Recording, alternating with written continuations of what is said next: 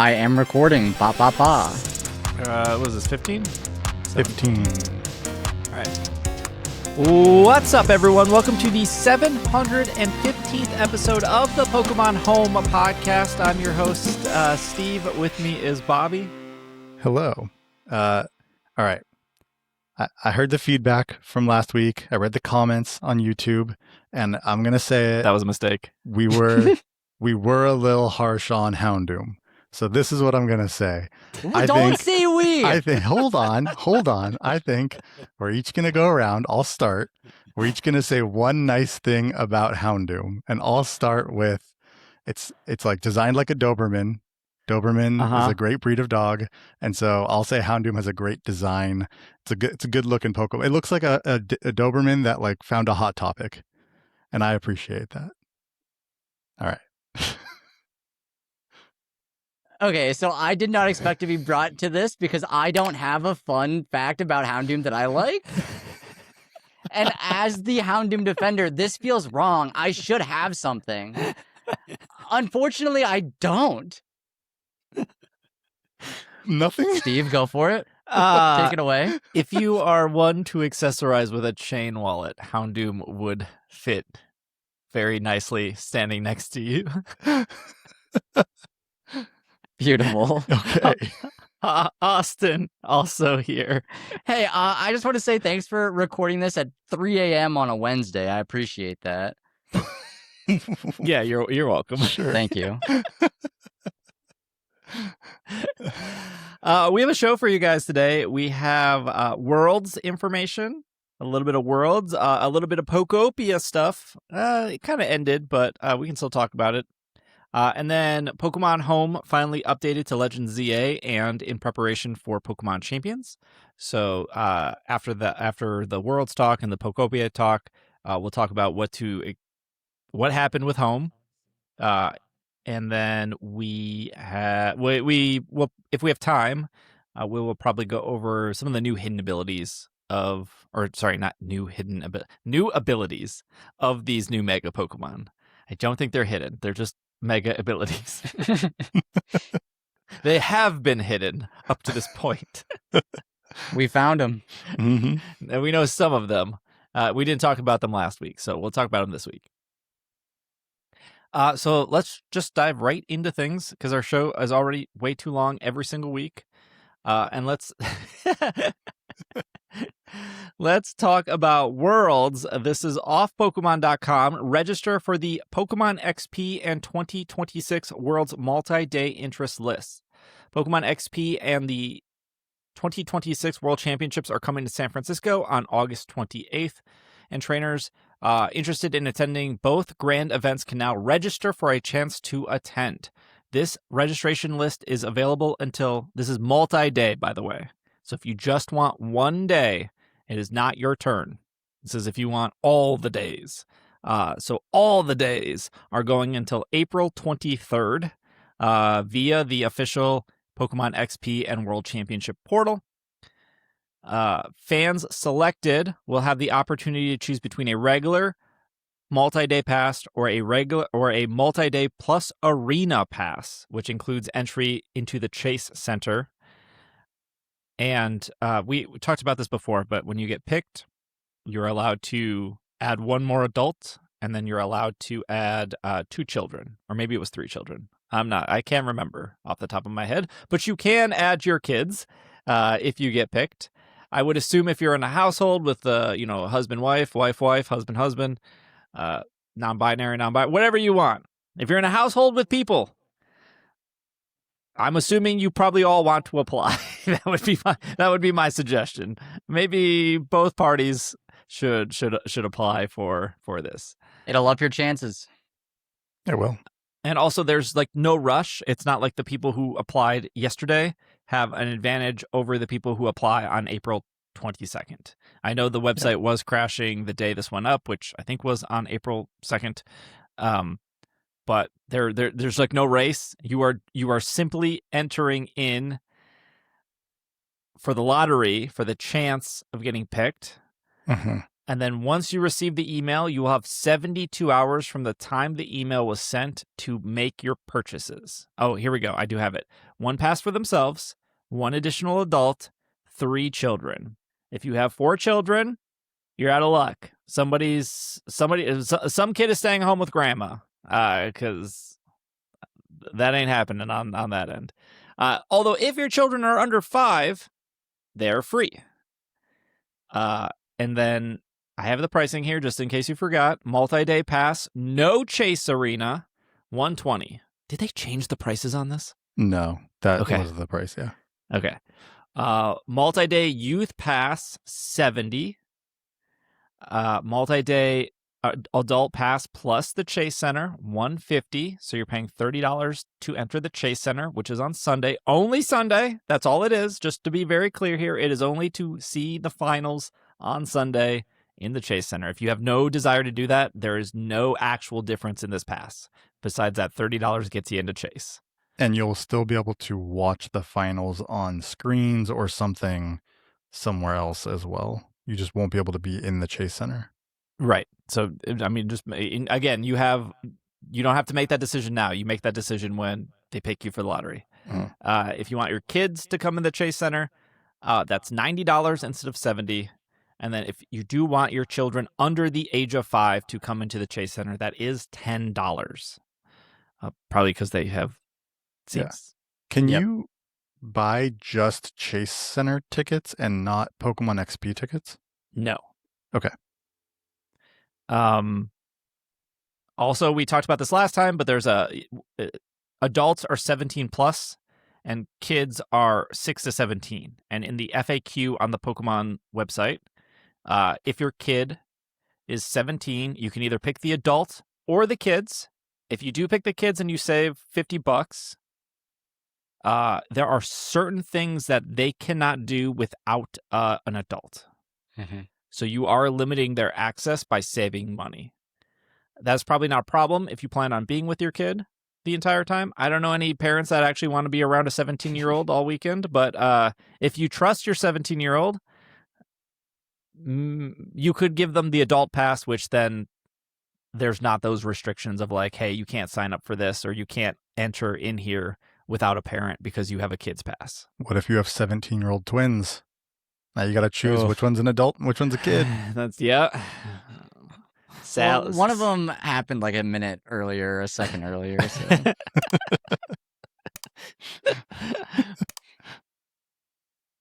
So. So yeah, I think no panic. You should probably sign up.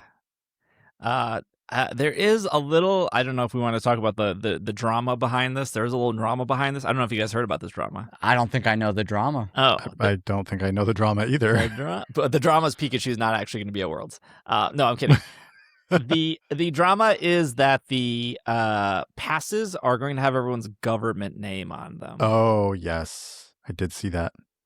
And wasn't it that way last year, though? I don't think so. I don't think so.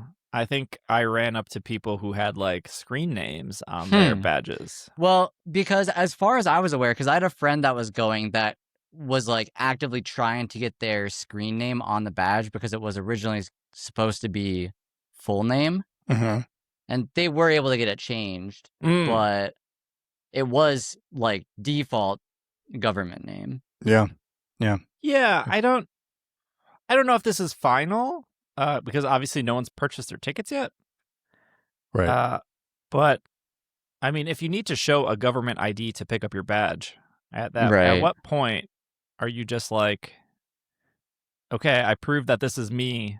Can I please have my screen name or my gamer handle on this instead, or maybe just like my first name and not my last name? Right. I mean, I did think it was funny that they said in there are some exceptions, like if you put Steve and you show us an ID that says Steven. And I wasn't sure if how far that goes. So like I put Robert because I was like, oh, some people are like, who's Bobby? And I'm like, no, Bobby's the nickname for Robert. But some people like don't know that. And so I just put Robert in there. So I don't know. Interesting. Yeah, I'm pretty sure PAX has it where you can have No, PAX doesn't have any names on the badges. Sure. Is the I'm assuming positive intent here. Is the government names to prevent scalping, and does that actually work in preventing scalping? I don't think so because you like have to pick up the badge, right? Yeah, but once you pick up the Yeah. badge, you could then just give it to somebody. And I guess like if Couldn't you? They're never Couldn't that be checking your done, ID again though. yeah. After that, so, right, like yeah. I don't think security is gonna be like, hey, you don't look like a Robert. If they Yeah. do, that's a huge problem. If they start doing Hey, that. whoa! You do not look like a Robert. Yeah, that could be. Yeah. Yeah, I think of like VTubers. Sure. Sure. I think of Yeah. a lot of people, but like VTubers, they're a personality, right? Are- They're a persona. So Are like you saying having full, their like first and last? I think first and last are supposed to be Okay, on because badges. if it was just first, it's like okay, but first and last is. I think a I think it is larger both issue. because you have to show your ID Yeah. and it has to match the badge exactly, or unless it's very close with like a nickname. I don't know. I've always had like issues where, like at PAX specifically, they'll be like, what's your name? I'll be like, Steve Black. Like, we don't have anything there. And I was like, okay, Steven Black? No, we don't have any. Okay, is it Steven Sarumi? And they're like, no. I was like, is it Steve Sarumi? And they're like, oh, yeah, we got that. And it's like, I'm just listing names here. Yeah. Yeah. I get it because I have a space in my last name. And so when it's like a computer system, like when it's not, when they're just like looking something up on a computer system, it won't catch it if they don't put the space in, or if they do, and whatever. And so there's constant issues with my. With me that's why I trying wanted to get rid of me being a junior, because that was also an issue. I'm also a junior. So, oh my gosh. Mine's easy peasy. What a nightmare. Mine just.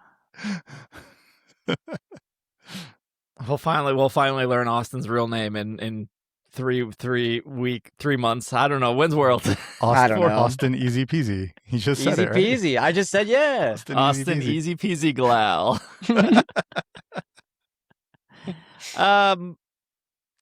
I think that I don't know. There's I think this goes into a bigger conversation of like, why don't TCG players and VGC players have screen names? They use like their real names, right? I've always wondered that. Yeah, because Go doesn't. And yeah, Pokemon Go just uses screen names, and Unite uses screen names.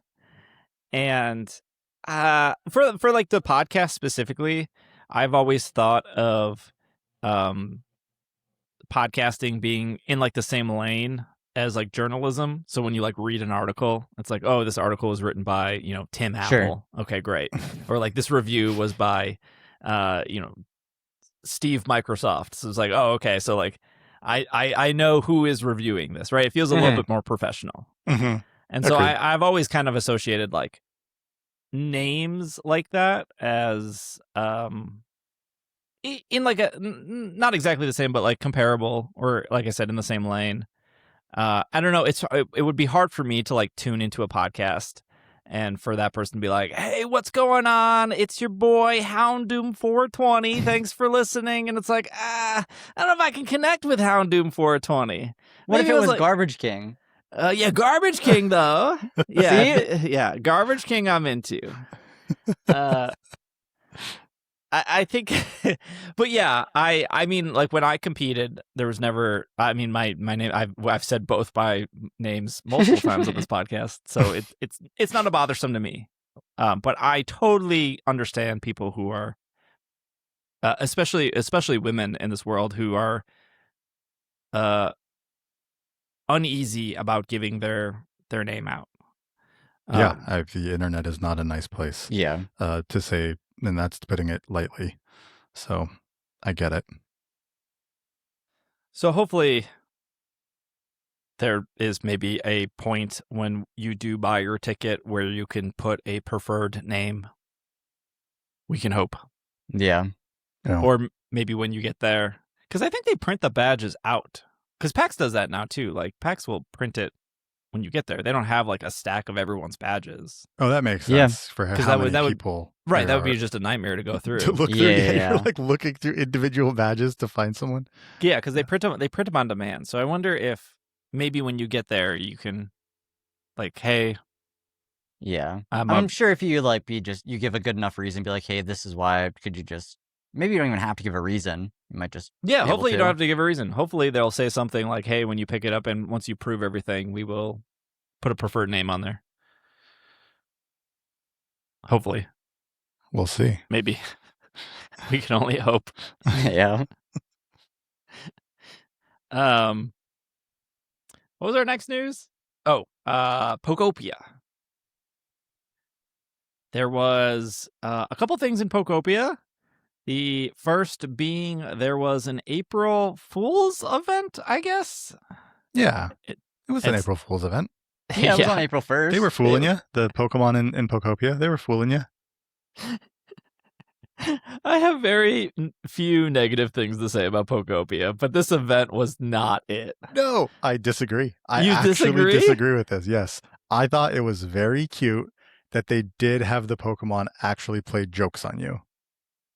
Like, that was cute that they like pretended to be a different Pokemon. And then they're like, nah, I'm just messing with, like, the way that they said, like, I'm just messing with you. I'm just pretending to be someone else I thought that was actually quite cute. I don't know. It was fine. I don't think it was a bad event. Like, I'm happy with it. It just wasn't that good. But it was something that happened. Right? It was something that happened. True. That's my standard for game events. Something happened. Something happened. I think it was just hard to really get a grasp of what they were saying. Oh, I guessed every time. You got everyone right? Yeah. Yeah, I think that I don't think it mattered. I think you would get everyone right. I think the point was... I got 3 wrong, and then I had to find another 3 people. What? Yes. Oh. I guessed, and I got them all right. I got them all right, too. It was very possible to fail. Maybe this is the big difference. You guys got it in our first 3, and I had to talk to like 8 of them. Yep. Yeah. Because sometimes I would even, like the first 2, I was like, oh, I pressed A too fast. I have no clue what they just said. My bad.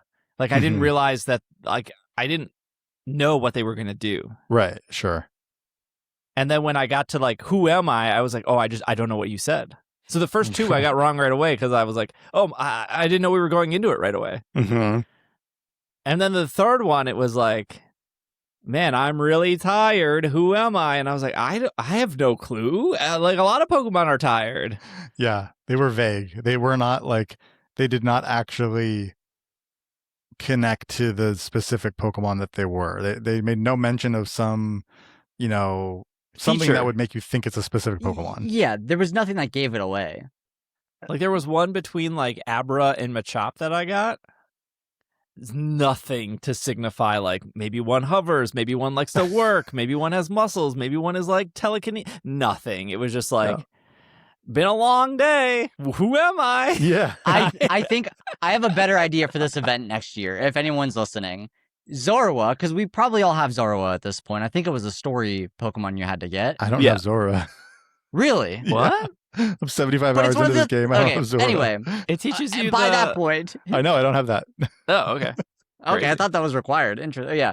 But Zorua should transform into other Pokemon, and you have to go figure out which of the 2 is the right one. That would be cool. I like that. Well, this event was baked into the game. Sure, okay. But maybe people didn't. Well, I'm sure people found it, but it didn't get like the heads up as like the Hoppip event or the new Pokemon that is supposed to come at the end of April, Right. which I still don't want to spoil it for people. But like, we know that that's in the game. We knew the Hoppip thing was in the game, and you could time travel. All of that would disqualify you from the Pokopia World Championships, but you could time travel back to April 1st if you missed this event. Sure. Or if you just didn't want to use rare Pokemetal to make more Sudowoodos, you could also do that. Yeah. Oh, I saw a Instagram reel or something, or TikTok or something, of someone who made a Sudowoodo like statue, like huge Sudowoodo statue, and just filled the inside of it with all the Sudowoodo inflatables. Amazing, like masterpiece. That's like all the Pokemetal they had. It had to have been. Yeah, it was like, okay. Again, I'm hoping, or I'm assuming, if there are more events past the April event, which should start at the end of April. Clearly, no one's found them yet. Mhm. And you would think with 2 million plus people playing this game, some of them moving their dates forward just to do whatever they're doing to move the dates forward. Hmm. You would think somebody would stumble upon it and then talk about it, and then other people Right. would go find it and then talk about it. So after April, is there going to be an update to add more events in, or was this it? Are they done? I can't imagine that's the case. I hope they're not done. No, they may have just baked a few in to begin with because they weren't sure how this game was going to do, right? Like maybe they thought like it's going to do well, but they didn't know they were going to sell 2.2 million copies in 4 days and have it be sold out everywhere. Maybe that was a bit of a surprise, and that gives them the flexibility to like have a couple events in there, and then they can push more down the road if the game was doing as well as it is. Yeah. I mean, ideally, you would like. I think about games where I feel satisfied without DLC, and this game just seems so perfect for DLC. Yeah. And It's even like such an easy ad. even if the DLC is like bare minimum DLC, which is like just add Lavender Town and add 30 more Pokemon and add like 30 extra items. Mhm. Like that's like the bare minimum, and it seems like, but that's good enough. Yeah. Like just a couple more things to decorate, a couple more Pokemon, a whole new area to just work on. It seems very, I don't want to say it seems very easy. I know designing and making games are very hard, but but also I don't know if we talked about this on the show. But I don't think we talked about this, and if we did, I'm super sorry. Also, not everyone listens to every episode, so I think it's worth repeating regardless. I think it's very weird, or not weird, I think it's very telling that we had Pokemon Day, right, at the end of February, and we got Fire Red, Leaf Green, and then a week later, we got Pokopia, and then 2 weeks later, we got Gale of Darkness, and then 2 weeks later, we're getting this week Champions. And we'll talk about Champions later on in this episode. But there's no way they're done for the year. They have 7 more months. What math? We're technically We're month April. 3, 9, 6. 8 months. 8 months. 8 Yeah, months. This We're is in the the only f- reason we're in Bobby's the here. We fourth needed an month. accountant on this show to make sure our math is right. We're in the Carry 4th the month one, of the yeah. year. There Yep. are 12 Yeah. months Okay. in the year. 12 minus 4 is 8. Sure. So they have 8 months, and I guess the only other game they have in their arsenal, what a weird word, would be Coliseum. Yeah. It's not Which- a good game to have left. Right. So you could probably just like blank out all of July and assign July to be the 10th anniversary of Pokemon Go. Right? Pretty easy. Yeah. 10 years Yeah, of Pokemon and- Go, Yeah. probably focus that. So then what are we doing for May? What are we doing for June? August is Worlds, but what do we do? Like, October is going to be TCG probably. 30th anniversary. yeah.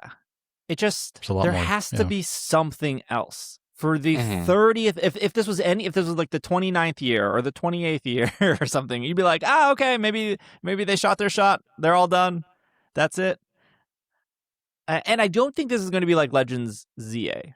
I don't remember when they said Legends ZA was coming out. I was like, I don't think we're going to get anything until a full year later. And that's what ended up happening. Mhm. Mhm. And that had to do with like, hey, they're marketing other things. They're not ready to show this. It's not that big of a deal anyways, because we know it's not going to come out this year. So whatever. I don't think that's the case with Winds and Waves. I do think Right. we'll at least get another sneak peek. Oh, yeah. Agreed. Maybe 1 or 2 new Pokemon. I don't know if that's going to be like July or August or October. But I don't think they're going to go radio silent like they did for ZA. Mhm. And I just cannot believe that we're just done with games for the entire year. Now, I don't think we're going to get like some huge, Mystery Dungeon 7, or I don't know what Mystery Dungeon they're on. I don't know. Like, Pokemon Snap 3. I don't think we're going to get anything like that. But I was still surprised that there wasn't another spin-off game in the Pokemon Presents to say like, hey, the spin-off game's coming out in like September or October or like the fall. Yeah. Agreed. Either spin-off or yeah, and that could be Switch or mobile, right? Right, yeah. Yeah. Maybe they're just holding it out. I mean, Pokemon Friends wasn't announced until it just kind of came out, wasn't it? Like, yeah. So I do think we might be get a situation. Like, I think, how do you make the 30th anniversary memorable? I don't think you just release Champions and then release Coliseum and be like, all right, we'll see you guys next year. That's kind of why I was surprised that Winds and Waves is coming out next year. I appreciate the time, but it seems like they would want to end this year on like grand finale. Here's Gen 10. But yeah, that's not the case. So I do feel like there should be something at the end of the year. So or I don't closer even know to the end. I guess in my head, like the minimum they could probably do is like maybe a fall DLC for Pokopia. yeah. And maybe like a mobile/Switch game in the summer.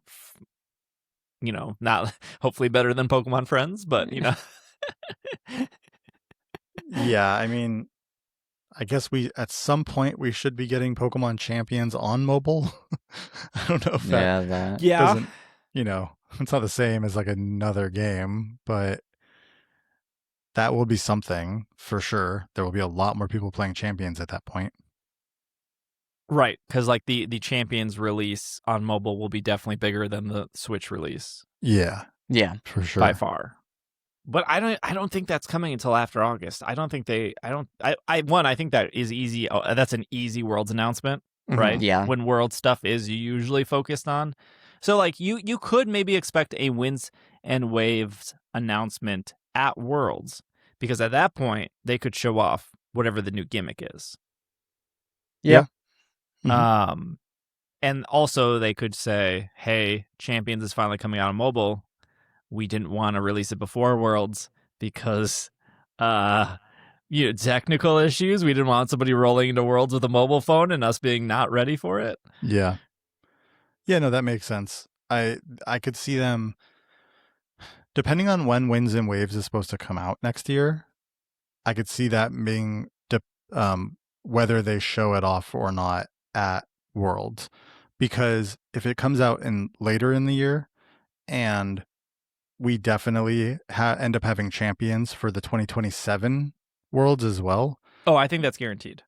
Okay. Then I don't know that they would show it off at Worlds, because I feel like with the battling stuff, they like to keep it like, if it's competitive, they like to show the competitive stuff at Worlds for what's going to be Worlds stuff, right? Like last year they talked about Champions a little bit just to let us know that it was going to be the official Worlds game of 2026. I feel like they might not show Winds and Waves type stuff if it's not going to be tied to Worlds 2027 at Worlds. So you have, when I said that there was going to be a battle simulator coming, and then they announced it, and I was like, yippee! I told you all. They did it. When that happened, the thought process was, well, we know ZA is coming out this year, and so their options are to make a battle sim that could incorporate Mega Pokemon, or they could drag Scarlet and Violet into a fourth year. Yeah. And now that we know that Winds and Waves isn't till next year, they would have had to drag Scarlet and Violet to a fifth year. So when you think about that, they had to make a battle sim. Yeah. They just had to. Because they it's not like they decided just a couple months ago of like, 2027. They probably knew for a while that like we need time. For sure.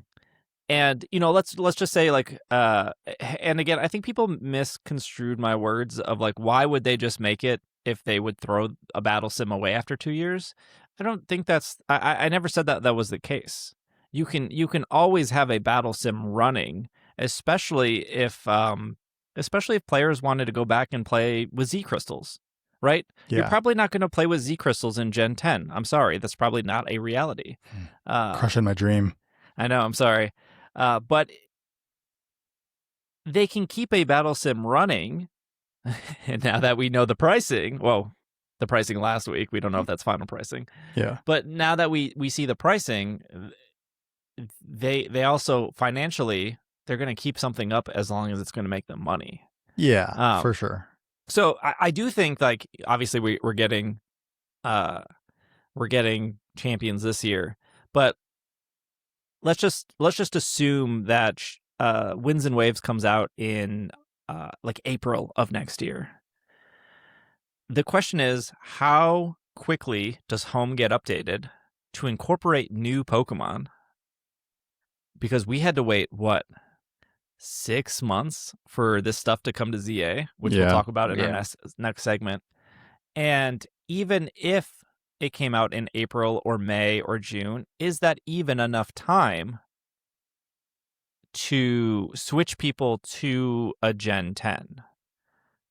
So, and then if it doesn't, which is probably not enough time, to be fair. Because usually, like when Scarlet and Violet came out in November, I don't think formats changed over until like January or February. So you were still playing on Sword and Shield, even though Scarlet and Violet just came out. And because February, I think February was when Home updated to allow Scarlet and Violet in, right? I think it was a little bit after. Maybe after. Okay. But they always wait like 3 months after that game came. Like, remember when Sword and Shield came out? Like that the same day there was EUIC when Sword and Shield came out, and people were playing the Sun and Moon format that same day. Yep. Yeah. So if Winds and Waves comes out anytime after June, May, June, July, then by default Champions has to go next year. So the big question is, regardless of when Gen 10 comes out, there will be a new mechanic, whatever that is. Imagine maybe Pokemon start doing Hadoukens, maybe Pokemon merge into each other, maybe they DNA digivolve, whatever that new battle mechanic is in Gen 10. How fast are they going to move it to Champions? And are they going to stick with Champions, or are they going to say, hey, now that Gen 10 is out, we're going to battle in Gen 10 because that's where the new mechanic is, and it's not going to come to Champions right away. And that's where all the new Pokemon are, and they're not going to come to Champions right away. Like if there's a Miraidon 2.0 and a Koraidon Junior in Gen 10, how are you supposed to get them in Champions without literally spending $70 to $80 and playing through the end of that game and getting it? Yep. So if they're going to do Champions this year, Champions next year, and then maybe Gen 10 for 2 more years, and then what's after that? Maybe like another Legends game, like a Legends Galar? Great. We can go back to Champions. And then when Gen 12 comes out, we can do that. You can have both exist at the same time. I think the argument is Champions going to be successful enough for them to stick with it? And of course they're not going to. Of course they're going to say, like, yes, we want to support this game more forever. Yes, please give us money. Yes, we put a lot of work into it. Right. But if it's not working, okay, just switch to Gen 10. Right. Yeah. And if it is working, we knew it all along. We knew it was always going to work. We're going to stick with Champions. Right. But I think that is a very valid thing to think about. Is what happened? Like, because Home always takes so long to connect to a game, how does that affect competitive going forward? And if there is a new battle mechanic, it would have to be somewhat traditional battles to show off that new mechanic, right? Yeah.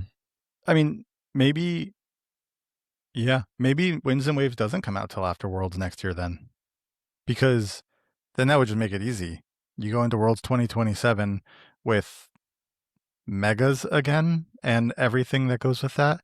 And then it's Worlds 2028, then you have all that time to worry about that, Yeah, and like if whatever, if after this is really far thinking, but you get Gen 10, you get a year of DLC, and then you get another Legends games, and Legend games are relatively smaller, a lot smaller than like these big games. Mhm. But if it's a Legends Galar or maybe like a Legends Alola, great.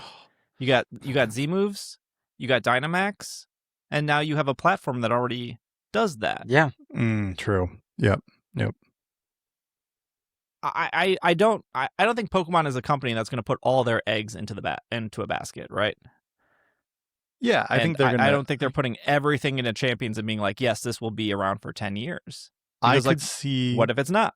Right. I could see this happening for like Gen 11, right? If Champions, now we're getting real into the future here, like you said, but if Champions does do really well and continues to do really well, I could see them almost like being like, okay, we have enough data now that shows we can move everything into Champions, like, and just have Champions be the battle game going forward, the competitive, the Worlds game going forward.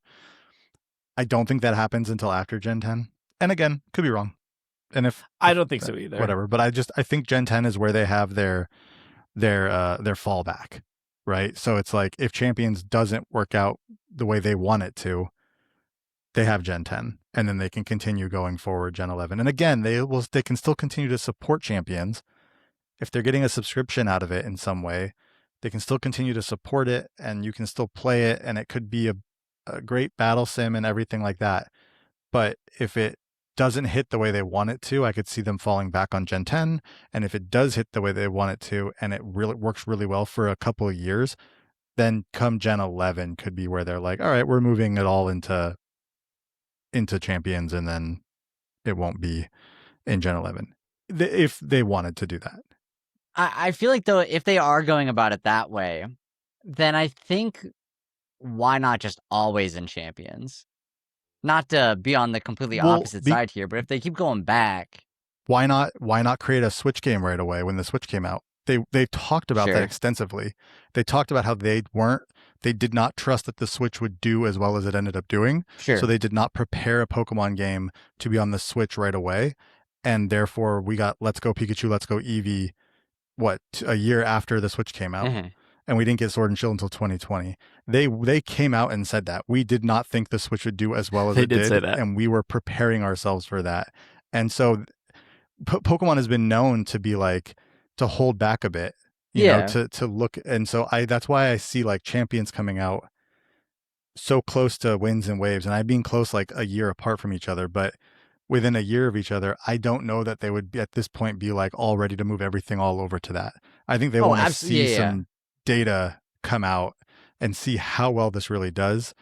And then the next generation after that, seeing that data, is when I think they make those decisions about maybe bringing it all into Champions or not. Yeah, I just don't. I mean, like, I'm fairly confident that Winds and Waves will still be turn-based.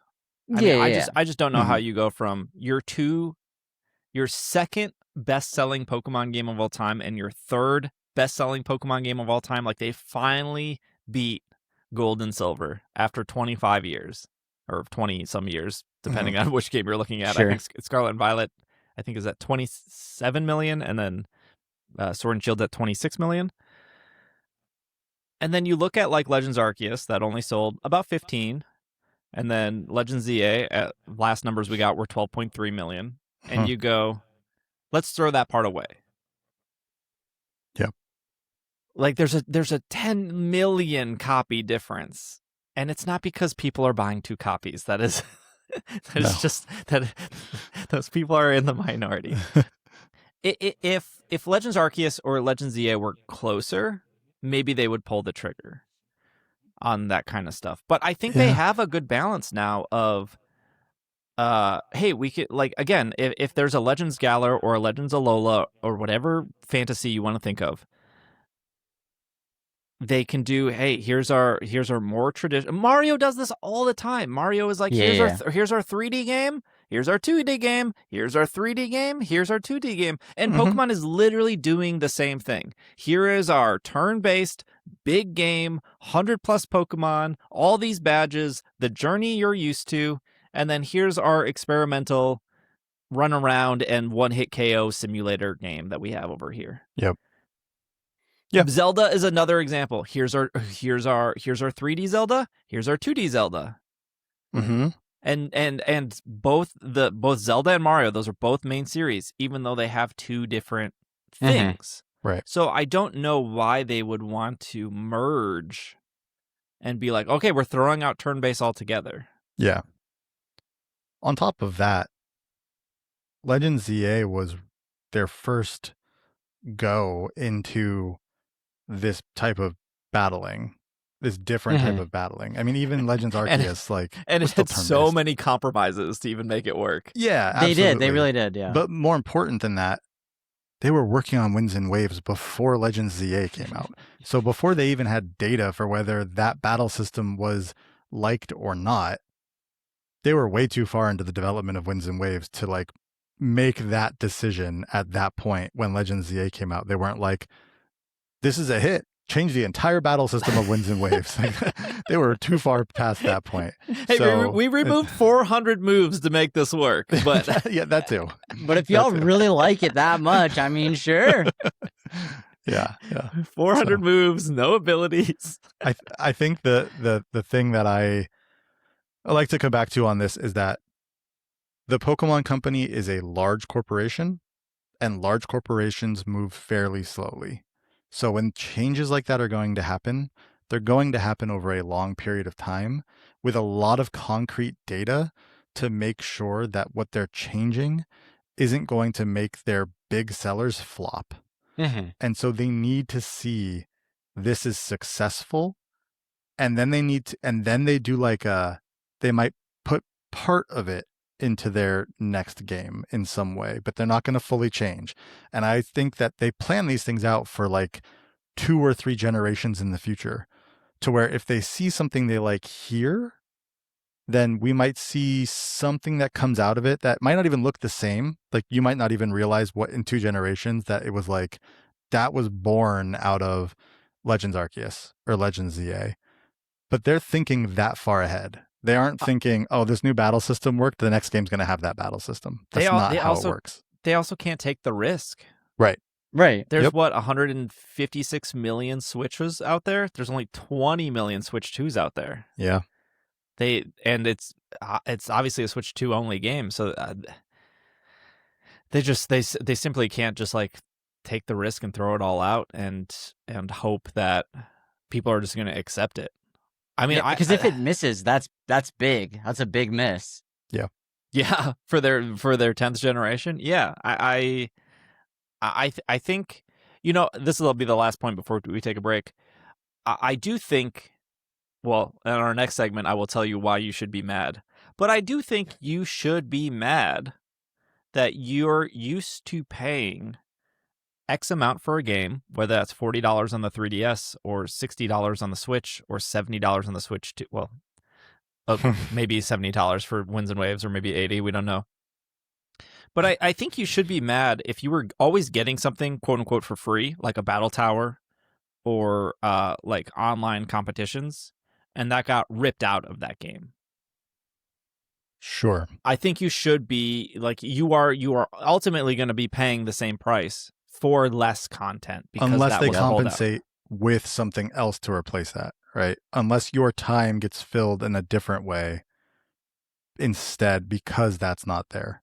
And I'm not saying that's what's going to happen. I'm just saying, if they can fill it in a different way, I think that anger does go away. Maybe you're not happy because the thing you liked before isn't there anymore.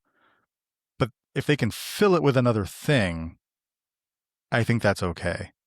If they just rip it out and they're not replacing it with anything, they just don't have that thing anymore, and it just feels like the game doesn't have as many options to it as it used to, Yeah. then I think that's a problem. That just feels like such an integral part of what Pokemon is. To be removed, it just doesn't. I don't know. It feels wrong. I don't know. And the argument would be well, it's free over here. And it's is it free over here when they were Is wanting it? Yeah. $50 a year and they want $8 for a battle pass? Some And I'm people will not- make it free, but I don't think a majority of people. No, because Right, you're still gonna will. want to get that game to bring the Pokemon over. Well, there's that too. Yeah. There is that too, for sure. Like, we'll have to circle back to see how like free it really is. Because again, TCG Pocket is free, but you're never going to complete a set.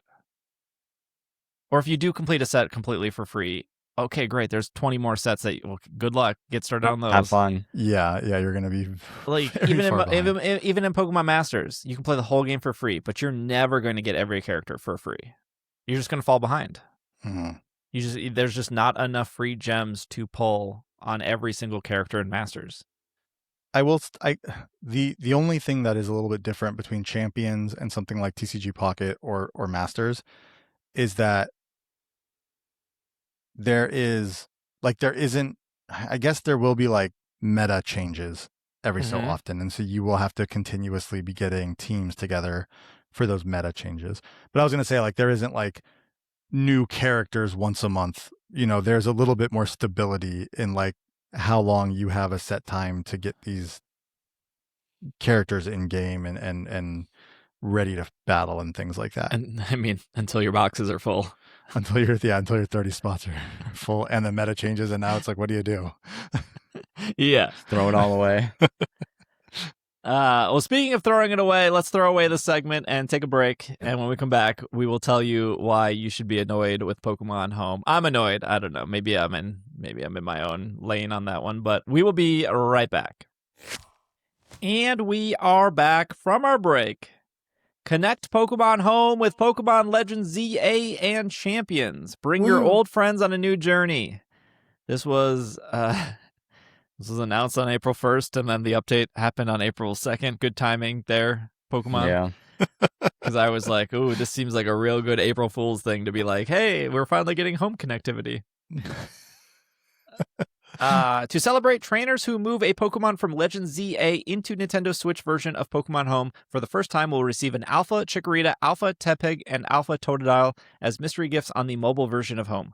Please note that if you move any Pokemon from Legends ZA, any Pokemon you move from Legends ZA will be unable to visit earlier main series games.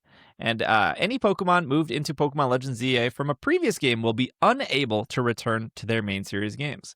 Did we not know this prior to this announcement? We did. Okay, I was like, I swear I was mad about this before at some point. You can be mad again, Bobby!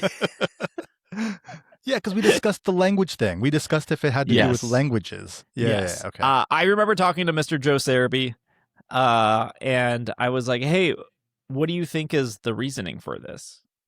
Because for those that don't know, in past Pokemon games with like Pokemon Bank, once you move a Pokemon from, like Black and White to X and Y, it can't go back to Black and White. And then, from X and Y to Sun and Moon, can't go back to X and Y. Although, as long as it was the same generation, like X and Y to Omega Ruby Alpha Sapphire, those could move back and forth because those were both considered Gen 6. Just like Pokemon between Sun and Moon and Ultra Sun and Moon could move together.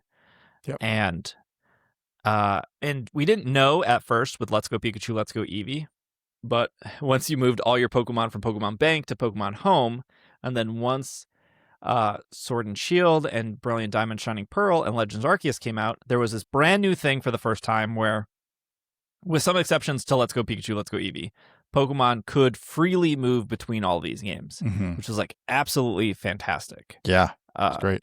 To, take a Pokemon from Scarlet and Violet, the newest game, and move it into Diamond and Pearl to get ribbons, and then move it into Sword and Shield and move it back to Scarlet and Violet. Just it made the joke when Pokemon Home came out was Pokemon Prison, because once they got there, they were ultimately stuck, which I think is like unfair because once a Pokemon moved from X and Y to Sun and Moon, it could only go to Sun and Moon games.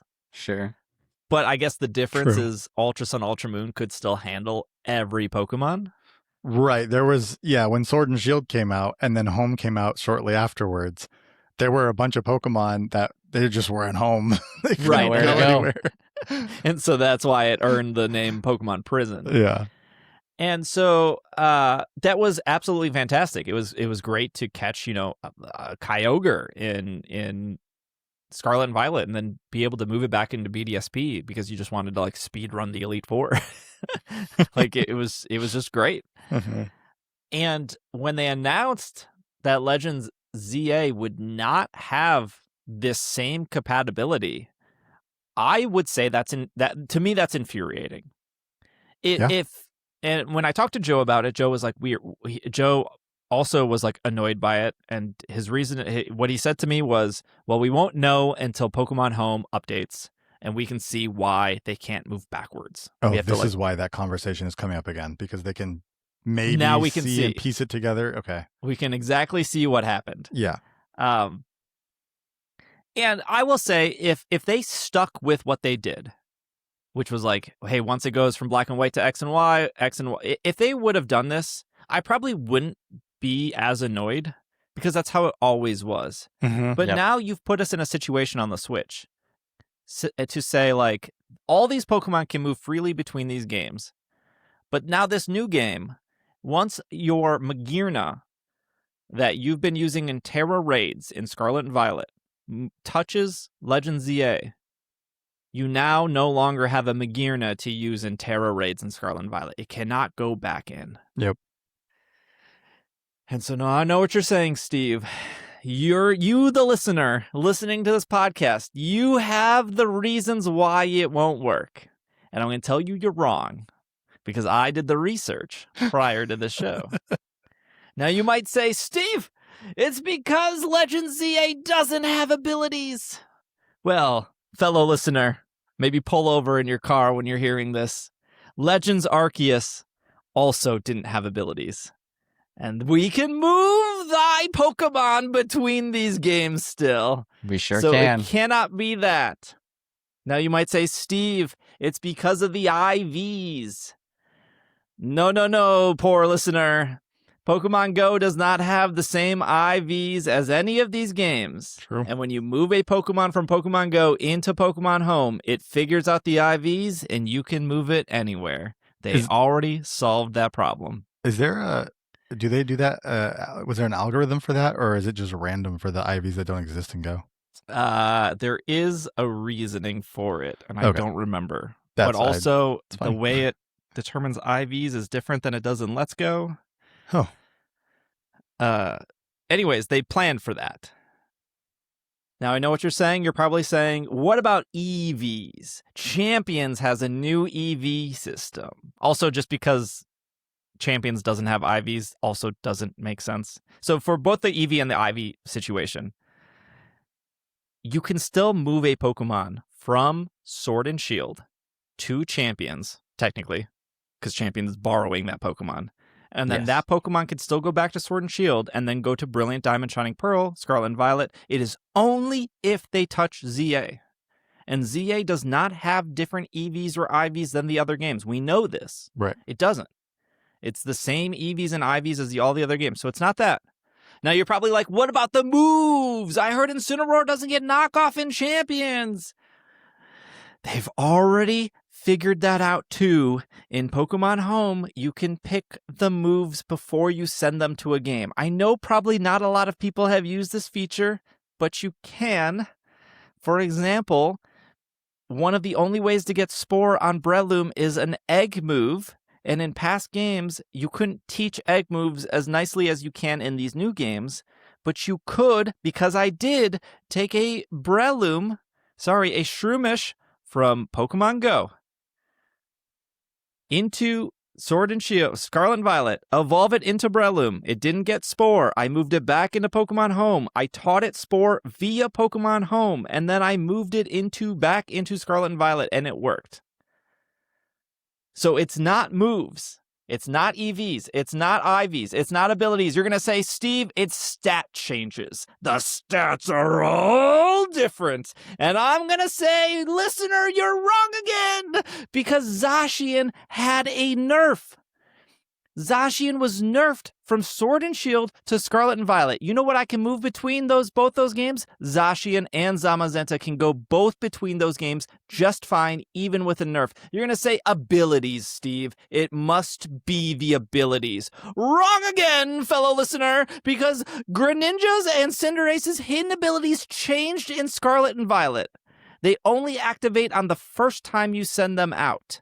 And in past games, they would change based on the switching and the moves, and that didn't affect you moving your Greninja or your Cinderace between these games. Now, here it is. You've been waiting for me to say. I know, listener, you're probably like, it's the language, it's Portuguese, it's Latin America Spanish. No, it is not a language thing, because Pokemon Go already figured that out. Those languages already existed in Pokemon Go, and you can already move them in Pokemon Home.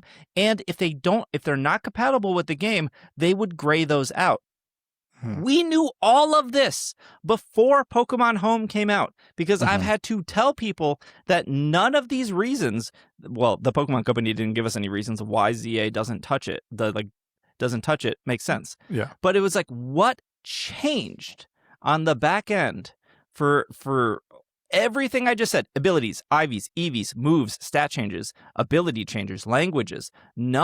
All of those have been handled by Pokemon Home so far. It's what you're paying your $16 a year for. So what is it? The answer, because now we've seen it, is nothing. They just decided not to make it work. I'm gonna read this from a person who has data mined these games, very trustworthy in the Pokemon community. They make apps that maybe you should or should not be looking for Pokemon. But the reason we get shiny hunting, the reason we get like the data dump of like, here are all the moves missing, people look at the source code. If you want to go, I'm just going to read what they wrote, because they looked at it. The home data format is they said 1,000% capable of handling backwards trackers via home. They, meaning Game Freak, just simply decided not to allow it. Conditionally sanitizing values was done for Sword and Shield. Just picking safe defaults if the game can't support it is already there. What to break this down into like basic human, I explain it to me like I'm 5. If there was something that wasn't matching, Sword and Shield already had a built-in failsafe. So that would be like languages, that would be like the abilities. Right. It will pick a default given. You can test this already with like the Korean language. If you got like a Korean Pokemon, it will show properly in Pokemon Home. If you move it into Sword and Shield, it would get really weird with the name.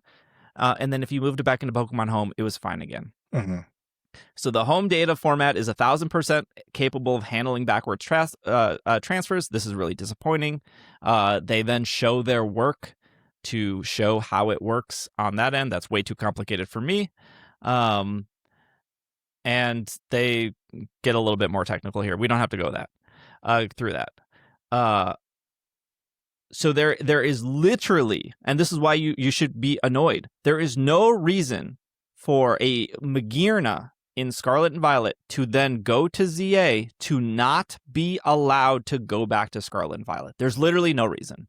Any reason you think of, abilities, IVs, stats, it literally can handle it on the back end.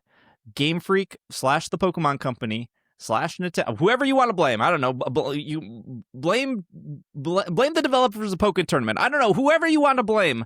Somebody made a decision being like, nope, we are going to draw a line here, and these Pokemon are not going to be allowed to go backwards. And it's infuriating.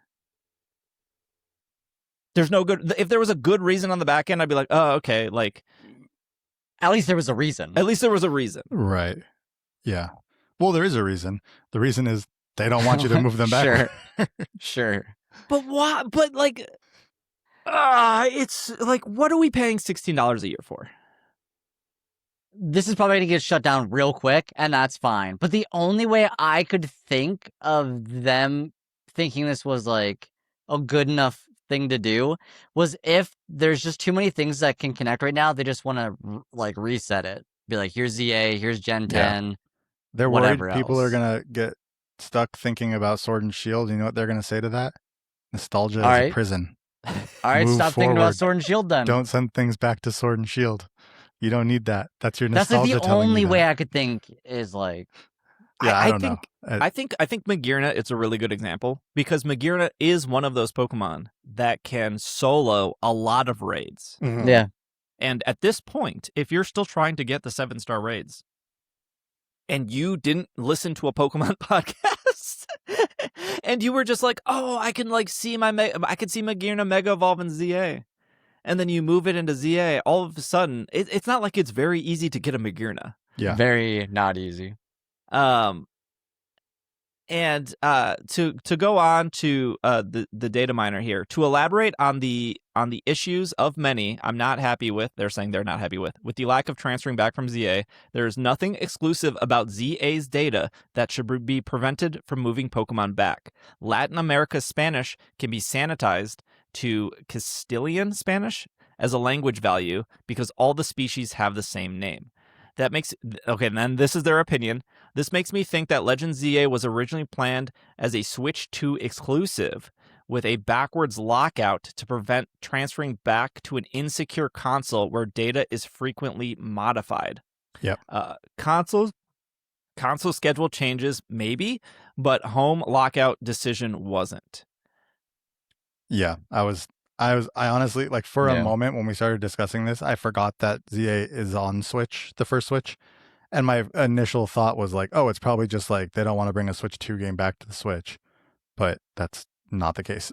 It's on the Switch and the Switch 2. So it's people like this who can look at all the Switch code and they can understand it and they can parse through it and they can modify it. But there's not a lot of people out there that can do that. Mhm. And the Switch 1 was compromised. Like, people were able to re-emulate it. That's where like the Zacian.nets or the Machamps.com or the whatever, that's where you get those shiny trade bots exist. Right. Because Yeah. they're not running off actual Switches. They're running off an emulator on somebody's PC. Mhm. And every night all those emulators reset and all of a sudden they have 1,000 shinies again because every night they reset and they get 1,000 shinies and they trade to advertise. By the way, don't go to those websites and don't give those websites money. They're preying off of children being Yeah. like, I would like to buy a shiny Charizard for $4.99. Right. But as of right now, the Switch 2 has not been figured out. Mhm. And not that I would condone that or encourage that, but like, that is why something like Pokopia has to be manually documented, right? And when I'll just give an example, when a 7-star raid came out, it would take any person who knows how to dump the files and then just dump that. And that's why on Sarumi or whatever, you can see, here are the moves, here are the stats, here's the nature, here's the items they dropped. That's how we knew exactly what percentage of items we dropped, because they were able to look at the source code. Right, There's no way to look at the source code on the Switch 2. So this is possibly truly, and maybe this is exciting for some people, maybe this is the silver lining, although I think you should still be mad at this home decision. But maybe the silver lining here is nothing should be spoiled for Gen 10. Right. True. Because even if somebody got a copy of that game early, no one knows how to dump it onto the internet. Mm-hmm. Right. And that's, what happened with ZA is because, okay, the Switch 2 version of ZA is locked, but it's the same game on the Switch. Yeah. So we just dumped the Switch copy Mm-hmm. because there's nothing different about the ZA, Yeah, it's the same. the Switch 2, besides it runs better. Right. Mm-hmm.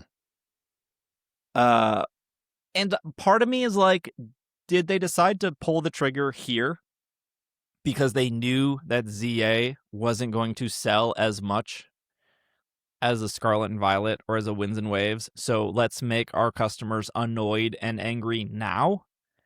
So then when Winds and Waves comes out, they're just like, I don't know if I have enough energy to get angry again in a year. Yeah. It's very possible. Companies do that Yeah. all the time. They do their thing that's going to annoy people earlier than when it's going to hit their big thing, right? It's almost like when you publish a news article on a Friday evening, right? You're kind of like, let's just bury this a little bit. We're putting it out there, but it's not at a prime time. No, Yeah. I do think this was like intentional though, because could you imagine Winds and Waves coming out and like remember the momentum that Sword and Shield had, Yeah. and then as soon as they Yes. announced Dexit, people lost their minds. It was like in Rightfully an s- interview, rightfully right? Wasn't so. it like Yeah, it was an interview. Yeah, kind of yeah. nonchalant the way they said it too in the interview? Kind of like, well, this is going to be the way it's going to go. That just stopped everything dead in its tracks. Yeah, I mean, obviously that game went on to sell well, and there was like, I still to this day understood that anger and that annoyance, Mhm. and I know for sure I'm in the minority with Pokemon Home. We already know that, like, well, maybe if we're being generous, like 3 million people use Pokemon Home out of Sure. 27 million people who bought Scarlet and Violet. Yeah. So we already know that it's not even half the people who buy a main series game are logging into Pokemon Home. But I think you have that conversation now, so you're literally not having that conversation when Winds and Waves comes out. Mhm. Because Yeah. this is it's frustrating. Like there's no way to sugarcoat this. To now find out that there was nothing preventing these Pokemon from Mhm. being moved backwards besides a conscious choice that they have to draw a line. They don't have to, but they chose to draw a chose line to. here. Yep. And I don't even know, like, if there's something better. Like, if you could do more, like if Winds and Waves comes out and they say, hey, once a Pokemon touches, like, I definitely know, like, I'm sure that Pokemon from ZA will be able to move to Winds and Waves and then back to ZA because the line was drawn at ZA. Sure. There's no ribbons and there's really no reason for you to move Pokemon into ZA, so I guess that's fine too. Like, if there was a ribbon, I'd be like, oh, because, like, I got to make sure I got all the ribbons first before I move it over because it can't go backwards. Mhm. If you could do something more with your Pokemon in Winds and Waves, being like, hey, that Incineroar you caught in Scarlet, or that Incineroar you caught in Sun and Moon, that you moved up to Sword and Shield, that you used in Scarlet and Violet, that you moved back to Sword and Shield, that Incineroar, if it touches Winds and Waves, you can, I don't know, maybe change the nickname finally. Or you can maybe make it go to like a Pokepelago or something. Maybe I would forgive them. Mhm. But, like, you're locking our Pokemon down again. Yeah. And again, there are probably a handful of listeners or just people out there who don't know that once it touches ZA, it cannot go backwards. And I would imagine that would be very frustrating for them. I'm sure there's a lot of people like that. Especially because they're still marketing Scarlet and Violet. Like you said, they're still doing 7-star raids. Like, so there's reason. There's reason that the Pokemon company sees to be using optimal Pokemon for your raids. And to your point, if you move that Magearna in to ZA, because like you said, you can Mega Evolve and whatever, and then all of a sudden you're like, oh, I can't move it back to Scarlet and Violet to do these raids, that the Pokemon company is still advertising I do. Then what? If you find another Magearna or you build another Pokemon. It's just really disappointing that, I don't know. I think there's a bigger conversation of, like, we're paying $16 a year for this service, and it's not like we can just cancel it. Yeah. True. Yeah, Yeah. they kind of locked us into that, right? I'm When you could just surprised move that everything to ZA. there's then not enough cancel. boxes in ZA. That's the And problem. not everything. I know. It's also crazy to me that there's more storage space in Pokemon Go than there is in Pokemon Home. Yeah, I'm surprised they haven't upped that from the 6,000. It's 6,000, right, in home? Yes, 6,000. And this is like what I'm worried about with Champions is it's not like you're only getting Champions because you need Pokemon Home. Mm-hmm. And at a certain point, are you going to get frustrated that there's only 30 spots? And if you took some Pokemon from Sword and Shield, and let's just say you have 30 spots in Pokemon Home, the free version of Pokemon Home, you took some Pokemon from Sword and Shield, and then you were like, well, how my bottle caps and all my rare candy are in ZA. You move them to ZA.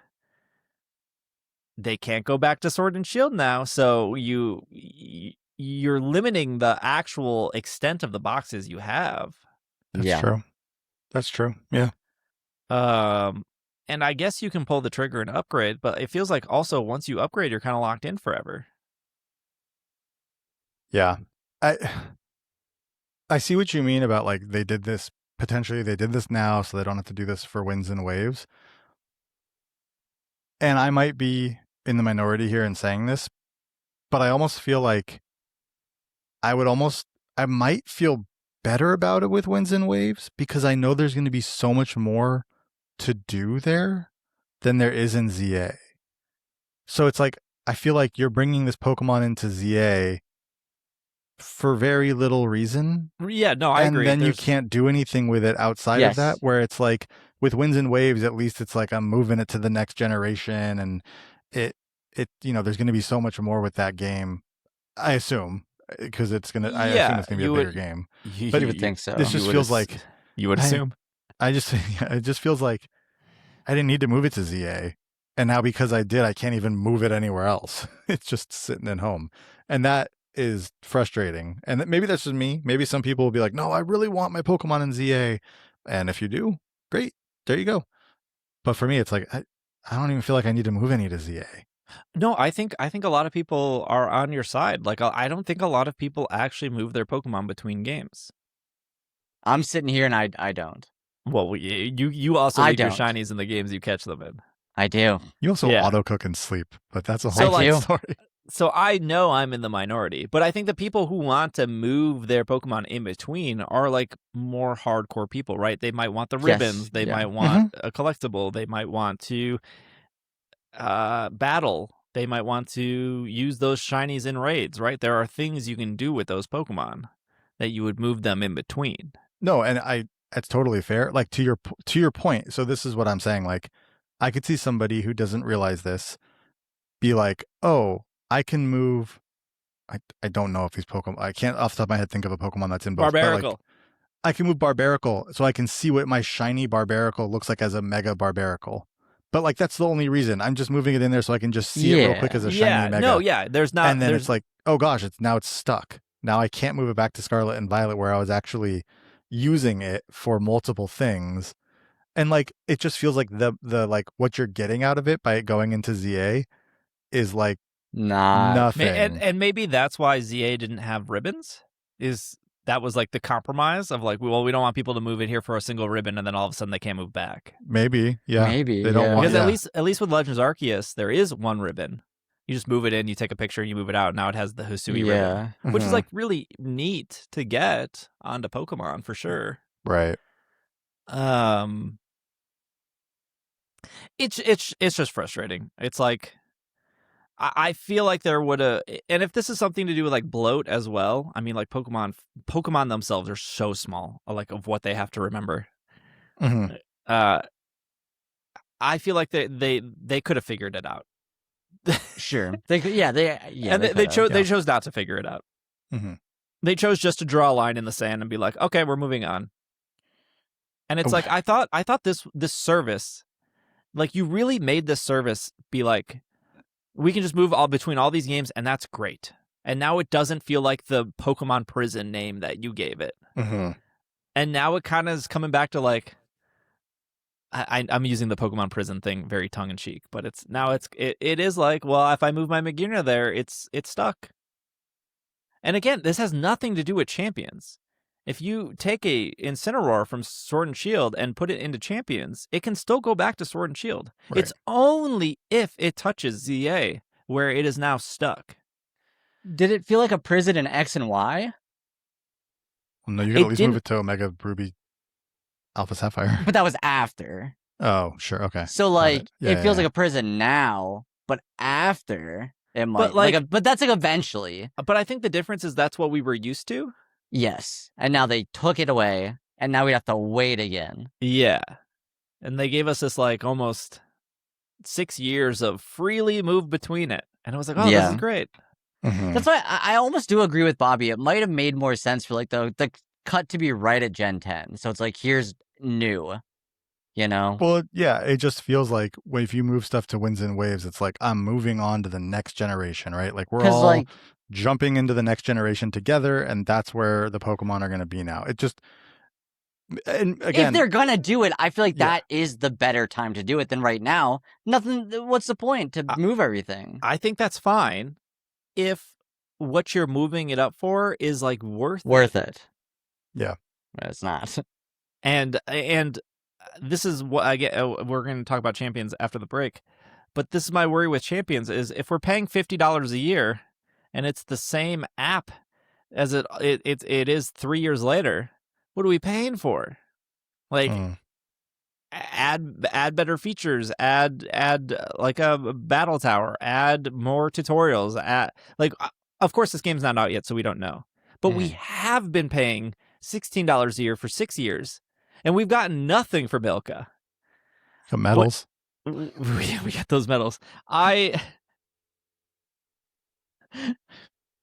like moved over 3 boxes of Pokemon from Legends ZA on the Switch version. Mm-hmm. And then I had to then pick up my phone and then open it to see how close to Dex completion I was after moving 3 boxes.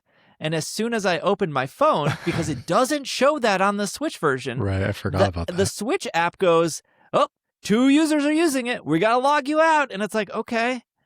And then I looked and I was like, okay, my bad. I'm missing Clefable and I'm missing Phalanx. Oh, I guess they weren't organized properly. Let me go back in. And I put my phone down and I load the Switch version and it goes, "Can't log you in. You're logged in somewhere else."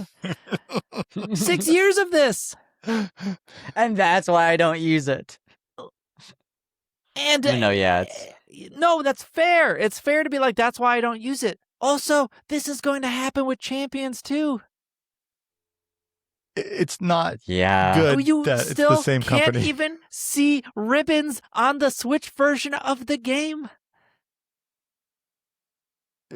Yeah. It's not great. There's a tagging system. Do you guys know this? On the mobile version, you can tag Pokemon. You can Yes. assign them like Buddy or like literally like Pokemon Go. You can be like Battle, Sure. Shiny. You can tag them whatever you want. You write the little word, pick the little color, just like Pokemon Go. Did you know that if you moved a Pokemon with a tag in it to any game, Brilliant Diamond, Scarlet Violet, Sword and Shield, it removes the tag. And then when you move it back, it doesn't have the tag anymore. Yeah. Mhm. 6 years! 6 years! That's rough. There's no solution to this. Maybe if they were like, okay, in Winds and Waves, at least when you tag a Pokemon in Pokemon Home, and when you move it to Winds and Waves and you move it back, the tag stays. Be like, okay, I don't know if that was worth it, but at least it's working after 7 years.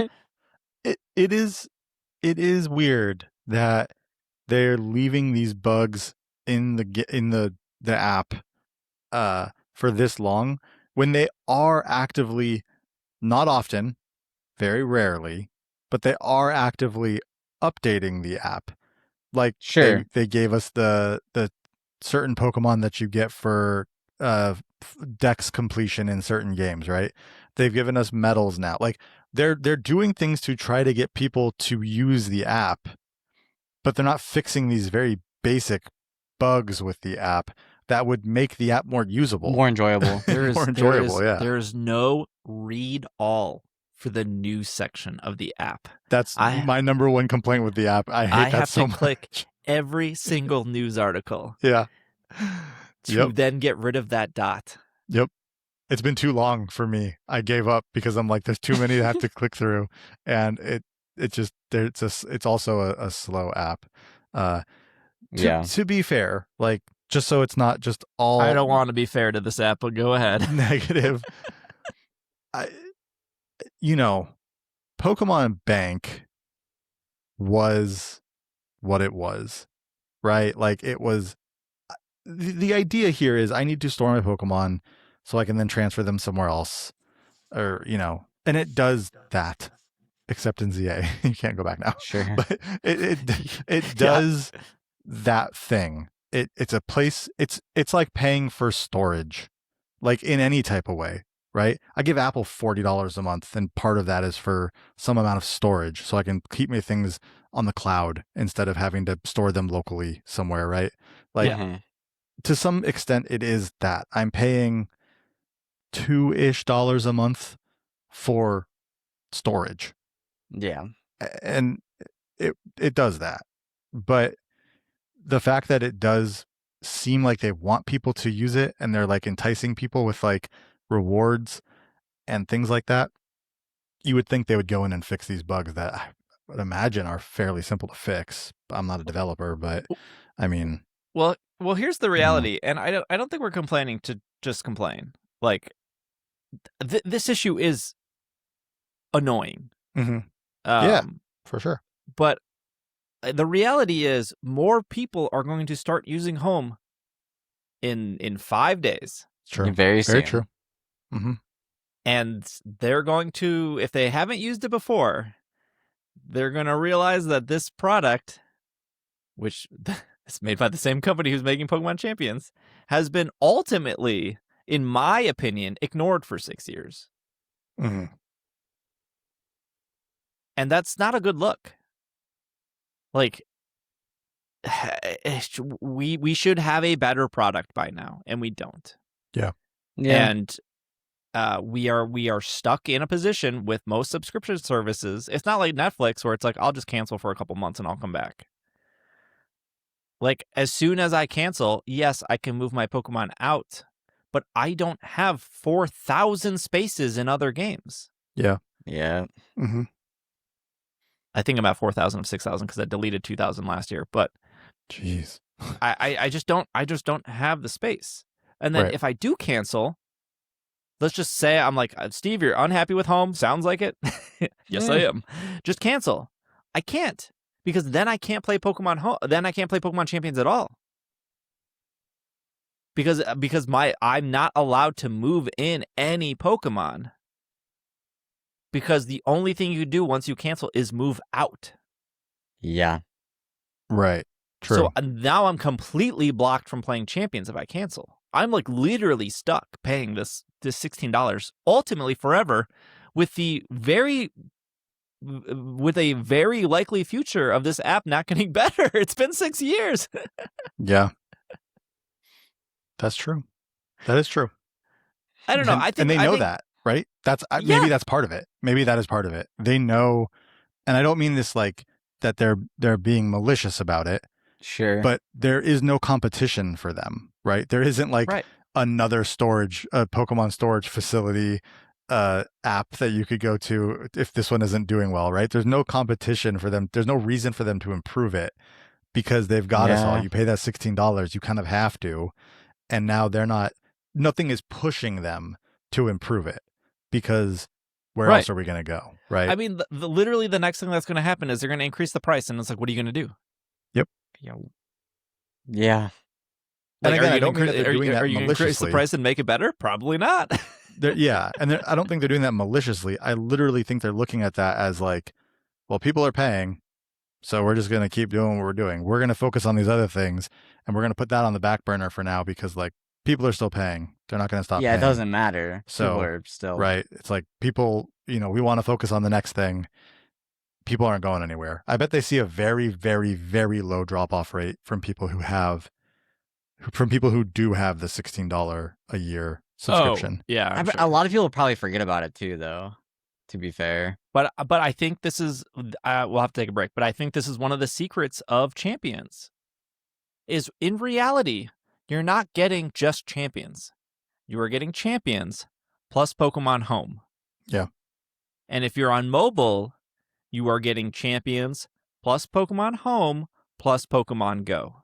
You're not, this is why the accessibility, we keep coming back to accessibility, is you're just not getting one app. You're getting 3 apps to manage.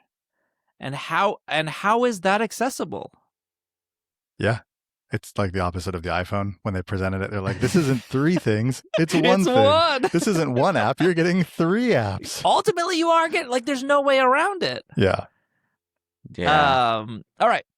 There are new abilities in Champions. We'll talk about a couple of not in Champions, in ZA, that we now know that will be used in Champions. So we'll be right back, and then we'll talk about those. And we are back from our break. All right, Pokemon Champions comes out. Well, we're recording this on Saturday night. Comes out, Mhm. I think, like Wednesday night, Thursday morning, depending on what time zone you're in. Yeah, it's April 8th, right? But it's 9th. April 9th? No, it's April 8th. Oh. I did read 8th somewhere. But maybe that's a I think time it's the zone 9th thing. in Japan. Yeah. Oh, okay. And then 8th. In the US. Yes, because it's Got like it. the time zones.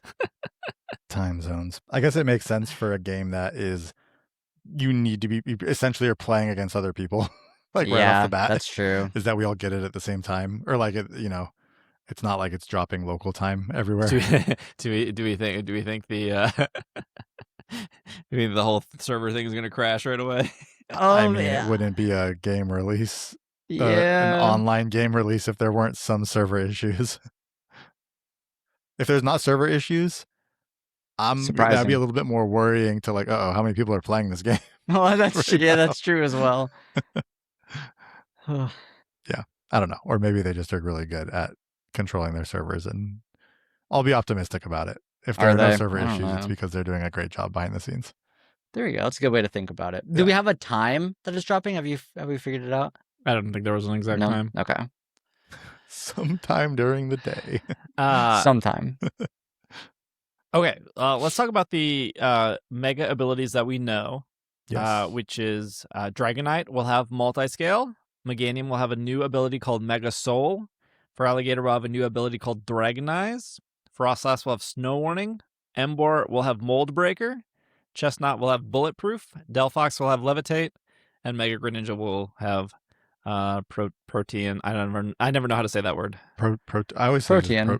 Is it Protean? I always thought it was like protein. Protein. I'm not sure. I don't think it's protein. I think it's Protean. Protean. Can we discuss how we got the information for some of them, but not all abilities? Oh, are you talking about the 2 that got revealed with the Pokemon Home stuff? There were 2. Yeah, okay. That's There what I was were 2. thinking is the 2. Yes. That would be Piercing Drill, which you can probably guess which Mega's getting that one. And Spicy Spray, which you could probably also guess which Mega is getting that one. Yes. Yes. And there's a ton of Mega, like we don't know Raichus, we don't know Clefable, we don't know Staraptor, Lucario, like we don't know any of those. Mhm. But we know for sure there will be an ability called Piercing Drill, and there will be an ability called Spicy Spray. If only there was a mission in the game that required you to do spicy spray to all the plates in a That was restaurant. such a fun one. Now, to be fair, though, the other one, it could be 2 different ones. It's probably only the one, but there is another thing that... Tell me the 2. Surely it's Extra Drill for sure, Oh, but yeah. it could be Glamora. Oh, jeez. We're not. I don't think so. No, we're not getting into the needle flower drill. Nope. It's not. It's a needle. We're not starting this again. Needles pierce. It's not. Yeah, but they don't drill. If it spins. I don't think. How many needles do you have? Okay, we're not getting into When Mega Glamora pops up, the whole thing spins. That's true. The outside ring does spin. All right. And it pierces. Spent way more time talking about the biology of Glamora than I ever thought we would on this podcast. Yeah. No, we go back to complaining about Pokemon Home. I would love to. Okay, so Piercing Drill says contact moves bypass protection and deal 1/4 the damage. Okay. So it's similar to Urshifu, except Urshifu ignores protect altogether. Oh, okay. This is ignoring protect, but only doing 1/4 the damage, which better than nothing. Still something. Yeah, it seems fine. I don't know if it's worth the Mega evolution. This is the problem. This is why I don't like Megas. Is like most of the time it feels like it's not worth. You could put a different evolving. item on it, and it would be better. It'd have a better outcome. Yeah, and like the Pokemon that are really good Megas, like Salamence, which won 2 Worlds, and Metagross, they were good before the Mega. Yeah. And then Spicy Spray says it burns its attacker when it takes damage. So it's very similar to Flame Body, except Flame Body has a 30% to proc, if I'm not mistaken. So that, like, The problem here is with Scovillain, which is what we were assuming Spicy Spray is going to go on. Surely. Scovillain is not bulky at all. No. What if Spicy Spray goes on Glamora? Just kidding. Oh, then we're back in. So, like, you have a situation where Scovillain, I'm sorry, Austin. No, it's okay. I know. Scovillain kind of dog water. It is. And then you see the Mega, and you're like, whew, they must really hate this Pokemon. They didn't really put the stats in a good place. Poor Scovillain. I mean, it's sad, but is it better than Mega Houndoom? I think Mega Houndoom's stat No. distribution is actually fairly fine. Why didn't you say that earlier about Mega Houndoom? I wanted the chain wallet thing was nice. That's true. The chain wall thing was nice. Yeah, it's like special attack goes up. It gets a little bit more. Its defense goes from 50 to 90. Speed goes from 95 to 115. I don't know. Gets solar power, which is like fine. I mean, like I don't think solar power is bad. I mean, its special attack is 140. Its solar power boosts special attacks in harsh sunlight. So yeah, I think it's better than what Scovillain gets. Look at us enjoying Mega Houndoom. I can't believe we said something nice about Mega Houndoom. Okay, Dragonite already had multi-scale, so you could either do inner focus or multi-scale. Mhm. At some point, they buffed inner focus, so Intimidate doesn't affect an inner focus mon. So there were the cool thing about Dragonite is, well, Dragonite really got like this big resurgence with Scarlet and Violet because of terrestrialization and because of like extreme speed, normal terrestrialization, very good. Mhm. But you know, if you were worried about Intimidate, you run inner focus.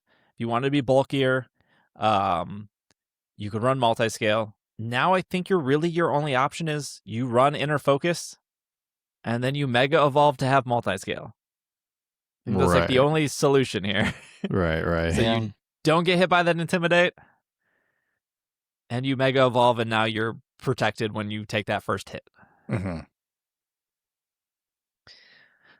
Mega Frostlass gets Snow Warning. This is like the same as this. It's good. It's very good. Snow got the buff where when snow is up, I think its defenses go up, right? Is that what? I think it's defenses, because I think when sand is up, special defense goes up for rock. Okay.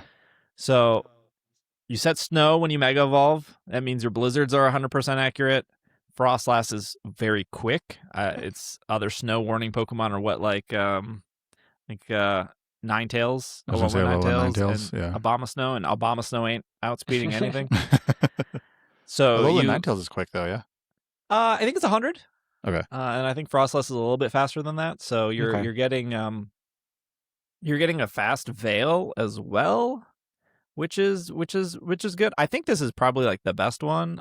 Yes. Frostlass, Mega Frostlass is 120. Okay. Oh, okay. So probably good. Mega Chestnut gets Bulletproof. I think that's fine. Like, Chestnut saw more play in Scarlet and Violet because of, like, body press and stuff. And I think, personally, out of like all these, Mega Chestnut it just gets better when it Mega Evolves. Mm-hmm. Like, it just gets bulkier. It takes advantage of body press. It can still do like a really hard wood hammer. Bulletproof is a fine ability. Delphox getting Levitate is new. It means it can't eat an earthquake anymore. But then it Yeah. also means it can't take advantage of psychic terrain anymore. Sure. Yeah. Was that its main selling point before? I'm pretty sure it got Expanding Force. But Expanding Force hits both Pokemon on psychic terrain, but when you're levitating, you're only hitting one now. Got it. Okay. So that's kind of like a nerf to it. You're right. I was gonna say, so a what little could bit, Levitate yeah. do for it then? But you don't get hit by earthquake. Okay. Sure. Thanks. I mean, it's not completely useless. Yeah. Mega Greninja, same ability, although you would argue that, I don't know if you could give it a better... that ability is really unique where it changes Yeah. its typing. I've always liked that ability. I Yeah, don't I know think how to it's pronounce it, but I've always liked it. All right. I think people overhype these two abilities. We'll start with Dragonize from Feraligatr. So Feraligatr, right off the bat, has really good typing. Water, Dragon is very good typing. Dragonize, all it does is it's like similar to Pixelate. It changes any normal type moves into Dragon type moves, and then it gives it like a small bump. I think it's like 20 or 30%. Makes it a little bit stronger. Feraligatr doesn't get that many normal type moves. So, like, Yeah. the two that stand out are Double Edge or Body Slam. And that's kind of it. Right. So I don't think it's that amazing. I don't think it's bad, but I don't think it's amazing either. You had mentioned that it gives dragon type moves like the 20-30% boost, possibly. Does that include the stab boost it would get, or does that not? It would be stab plus the boost. 20? Yeah. Okay. So it does make Double Edge really strong, but the problem is the only thing weak to Dragon is Dragon. Yeah. Sure. So you're really hitting a lot of Pokemon neutral. Yeah. And I'm sorry, Feraligatr as a dragon is not going to outspeed other dragons. Right. Yeah. It's just like Feraligatr is not very quick, and Yeah. in Trick Room, it's not very slow. So Just kind of right down the middle there, huh? yeah, Yeah. it's like 73 or something on speed. I kind of think the same for Meganium. So Mega Soul acts like the sun is up. So that means instead of you setting sun, it will just solar beam without the sun. But it doesn't get growth. Sure. So it only gets Swords Dance, which does not help that solar beam case. Right. It gets Synthesis, but you're not, at least in a double battle, you're probably not going to use Synthesis. And you get Weather Ball, but I don't know if you can fit Weather Ball on there. Like, realistically, with Mega Meganium, you're probably going to do, like, what? Solar Beam, Leech Seed, Protect, maybe a Fairy move? Like, where are you going to fit? Yeah. So you're just getting turn 1 Solar Beams, which is neat, but I don't think that makes Meganium, like, much better. Another technical question: does that stack with Sunny Day or with the sun out? That is a good question. I don't think it matters. Okay. I don't think it's going to get any stronger or any faster. I think it just acts as Sunny Day, and I don't think you can double up on the Sunny Day. Cool. Got it. Yeah, but if it's raining, you could still Solar Beam. Sure. Oh, true. Yeah. Yeah. Right. Yeah. I mean, Meganium also suffers from the not too fast, not too slow, middle of the road kind of thing. And then we have Mega Embor, which gets Mold Breaker, Which I saw people hating on People are mad at this because one. it didn't get something new. It But- didn't get something new, but This I is would maybe the argue best one. Yeah. I would argue that Dragonize and Mega Soul, they're new for the sake of being new, but I don't know if they're amazing. Right. I think I saw you talking a little bit about why Mold Breaker is actually a good ability on Mega Embor. Yeah. I think. Well, first off, I don't think Mega Embor is also particularly great. Sure. To be fair, I mean, that's a lot of mega evolutions, isn't it, though? right? I mean, even like a good example is Garchomp. Like Garchomp is just better as Garchomp with a held item versus a Garchomp holding a Mega Stone. Right. I think the one case scenario I think of is I've already at least been seeing it on social media where people are already building teams for champions, and I'm seeing a lot of Rotoms, and Mold Breaker would deal with Rotom. Okay. So, like, Rotom doesn't have a good way to deal with Embor. Rotom Heat doesn't have a good way to deal with Embor. Obviously, Rotom Wash does, if you can hit a Hydro Pump or miss it. So Rotom Wash and Rotom Heat are like the two more dominant Rotoms. And I think you will probably see a lot of Rotoms with Champion. So Mold Breaker would... Let me just explain what Mold Breaker does, because I surprisingly, I don't think people actually know what it does. It's a question I get pretty often of like, You see when you send out a Pokemon, it'll say mold. It'll say breaking the mold, Yeah. mold breaker, right? It's like really cool when it happens, but then it's like, well, what does it What does actually that do? What does that mean? So mold breaker will ignore the other Pokemon's ability. So in the example they showed, when they announced that it was getting mold breaker, Mega Emboar was across from a Mimikyu. So normally you have to break the disguise and then you can do damage to it. Mold Breaker would just completely ignore that. And you could end up one-shotting Mimikyu and making its disguise completely useless. So that's how it breaks the mold. Right. It would also break the mold if a Pokemon had like Flash Fire. So a good example would be Heatran. So if you used a Fire-type move into Heatran, it would ignore Heatran's Flash Fire ability. You would be able to hit it, although you should probably just use close combat against Heatran instead, because that would do more damage. But, if somebody tried to switch into a Heatran and you were using a fire move into that slot, you would still hit Heatran. Right. Another thing would be Emboar gets Wild Charge. So if somebody was using Lightning Rod, you would ignore the Lightning Rod and you would Wild Charge into whatever you did want to hit. And then finally, going back to Rotom Wash, Rotom Heat are both weak to ground, but they have Levitate. So if your Emboar knew Earthquake, you would be able to hit both of those Pokemon because it would ignore Levitate. Got it. Okay. So I think it gives Emboar more options compared to literally with Dragon Eyes, it's just Double Edge and it's just Body Press. Mm-hmm. And with Mega Soul, it's just Solar Beam. So at least Right. Emboar has more options, but then at the end of the day, you got to remember, it's Mega Emboar. Oh, it's Emboar. It's Emboar. I don't think this is gonna work out. Yeah. Right, like you're going to see a Mega Feraligatr, and you're gonna know for sure it's gonna have Double Edge, and you're gonna see Meganium, and you're gonna be like, well, for sure it's gonna have Solar Beam. But with Emboar, there's more moves than I talked about. But it could have Earthquake, it could have Wild Charge, it could have Flame Charge. Like it has more options. Mm-hmm. It's just that Emboar. We really don't like fire Pokemon on this podcast, huh? We just That's not true. Houndoom, I like Scovillain, and Delphox. Emboar. Okay, I like Scovilla. Well, true. But that's true.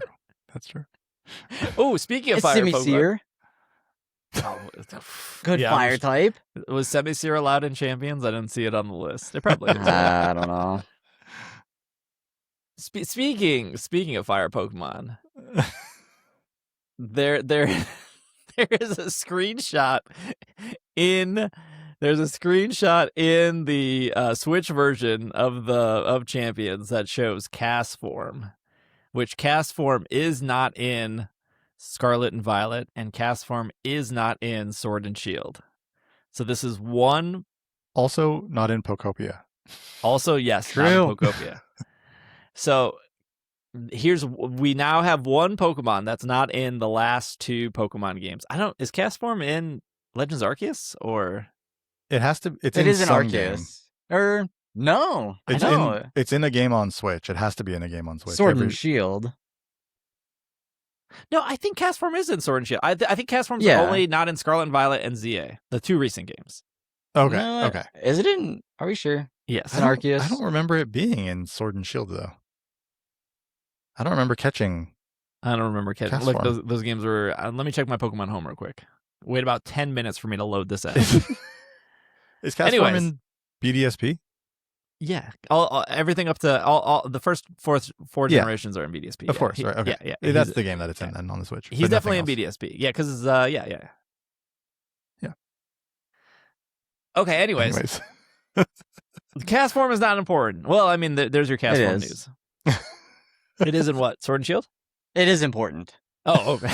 It's not in Sword and Shield. Oh, perfect. Anyways, the screenshot in the Switch version on the eShop. The screenshot.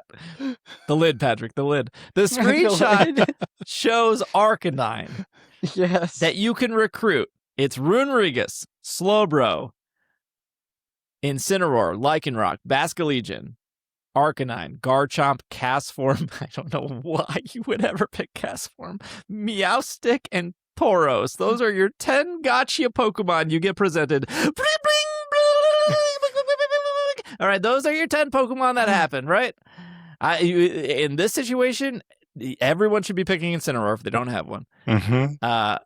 But the Arcanine has max defense with a defense up nature. Fine, understandable, I guess. You probably should invest in HP first, but whatever.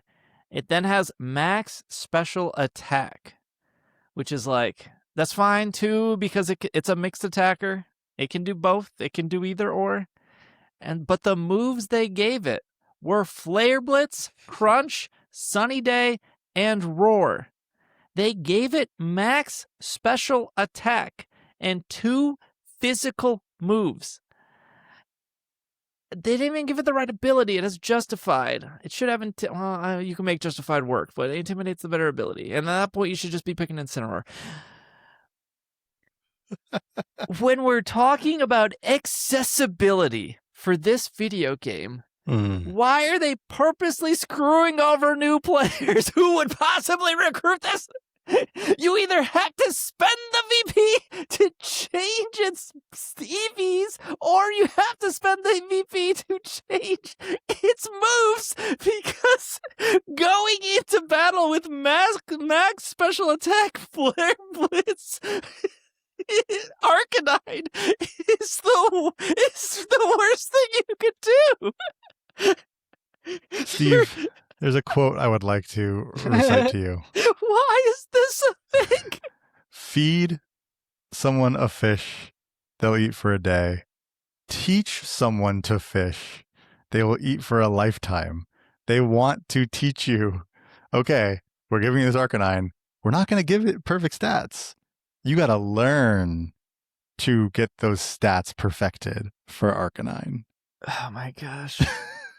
Isn't it like 200 VP to change like a move? It's going to take you some time to learn to perfect this Arcanine, but you will know. Again, I'm thinking of the new player. I'm not thinking of Wolfie Glick. I'm not thinking of Joe UX9. I am not thinking of Sierra Dawn. I'm not thinking of Cybertron. You can keep naming competitive people. I'm thinking of the new player. They get their Arcanine. They're out of VP for whatever reason. They spent all their VP on the cast form they recruited yesterday. Good choice. They're like, I need a fire Pokemon on my team. You want them to go to ladder with this? I don't. Ilka does. Game Freak does. That's what I'm saying. They have to win to get more VP to change this to be a better Pokemon. And they're already at a disadvantage. I'm not saying every Pokemon has to be perfect, but at least in Arcanine's case, it could either be a physical or a special. It's mixed. And you're purposely giving it 2 physical moves with a maxed out special attack. Yeah. What are you doing, Ilka? Questionable choices here. Yeah. But that just, what does like an Incineroar look like that you can buy? Or, yeah, you know what I mean? Is that going to be awful too? Yeah, I do wonder. Here's a question. I wonder if we all got Arcanine on our if we all got our 10 polls, right? And all in that 10, each of us got Arcanine. Are our Arcanines the same? Yeah, I good think question. Is this truly random? I think random. But I'm just saying that.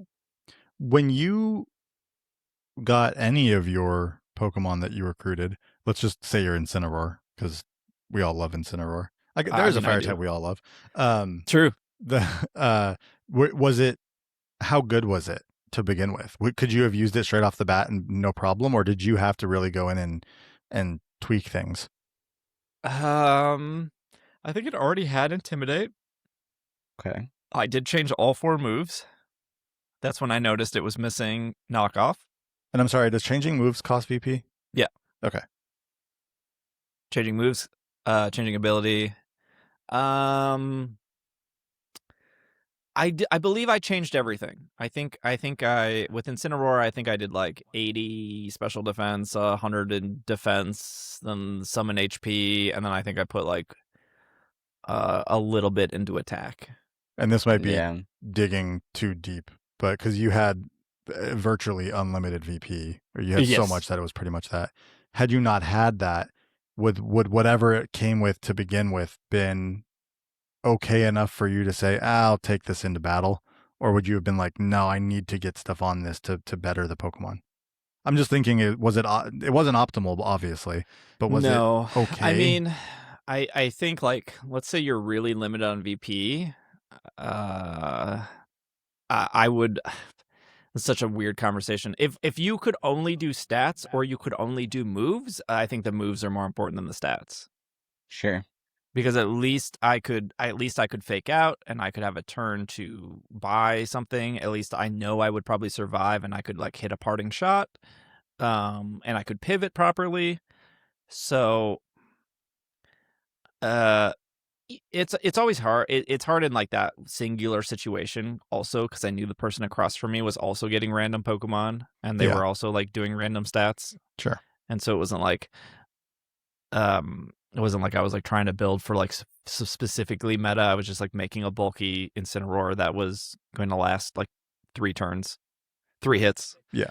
But it wasn't, but you were not given an optimal Incineroar off the bat. No, I think out of the 4 Pokemon I recruited, I think one of them had max HP, and I did not have to touch max HP. Okay. Yeah, so Like, maybe it's random. Like if somebody is like really new to Pokemon, I would probably. This is really, really general advice, so take this with a grain of salt. But if you know nothing about EVs, which is totally fine, you could just like look up those, but you could like with Garchomp, I would probably look at its 2 best stats and just put your EVs there. So for Garchomp, it would be like speed and it would be attack. And if it's not like a particularly fast Pokemon where speed doesn't matter, like for Alligator, I would probably do attack because that's for Alligator's best stat, and then like HP, just so you're a little bit more bulky. And that's like how you can think of it generalized. But because there are so many Pokemon and because this game is way more complicated than people give it credit for, that's where like people look at the EV screen and they just like kind of freeze. Yeah. Like even when I was like building my 4 Pokemon before battling Sierra, I did freeze for a second of like, oh, what should I put here? Like, do I need max speed? And also I picked my EVs and then I went to items expecting all the items, and then all of a sudden they didn't have all the items. Right. Oh, no. And I was like, maybe I probably would have changed some of this stuff if I knew that, because I was expecting to use Assault Vest and was like, oh well, I guess we don't have Assault Vest for this playthrough, so okay, I would have maybe changed some things around. Yeah. So it's weird, but there was a really good question on the YouTube. I say this sincerely. I think it was a really good question. And I don't remember the exact question. I'm sorry I don't have it in front of me, but ultimately the question was, I've heard this question before, so I do want to address it. The question was, who is this magical player that you guys are referencing that doesn't own a Switch, who's going to play Champions, who also doesn't play Pokemon Go? I think it's a great question because like I don't want to come on the show and like you can apply that for like a lot of things. Like who is this fantasy person you're thinking of? Who like that probably doesn't exist. For sure. But these people do exist. And I want to point out just a really small country called China. Now, I don't know if you know this, but there's about like 1.4 billion people in mainland China. I'm not sure what the numbers are in Hong Kong. And I don't know if people know this, but Pokemon Go is banned in mainland China. And the only numbers I could find for Switch sales are about 4 million Switches in mainland China, according to Tencent. 4 million and 1.4 billion people are not... Those numbers aren't close. And I think I know I'm being a little tongue-in-cheek, but this is a serious thing.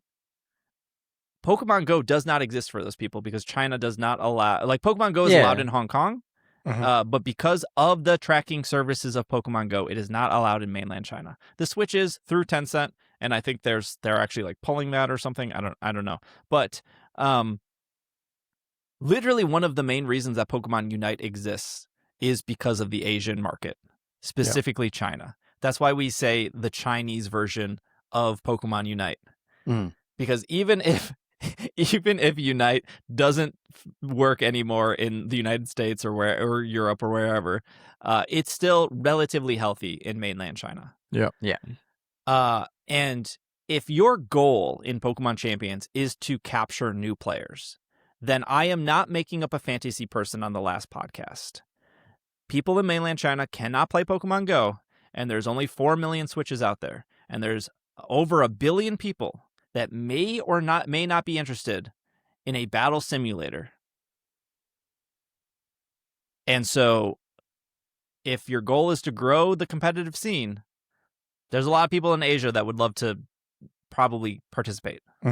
And they don't have Pokemon Go. So again, I think it's a great question. And I do like when people push back on, stuff we say on the podcast of like, who is this fantasy person? Like there are going to be a lot of people who play this game for the first time, just like they played Pokemon Unite for the first time. And they probably don't have a Switch.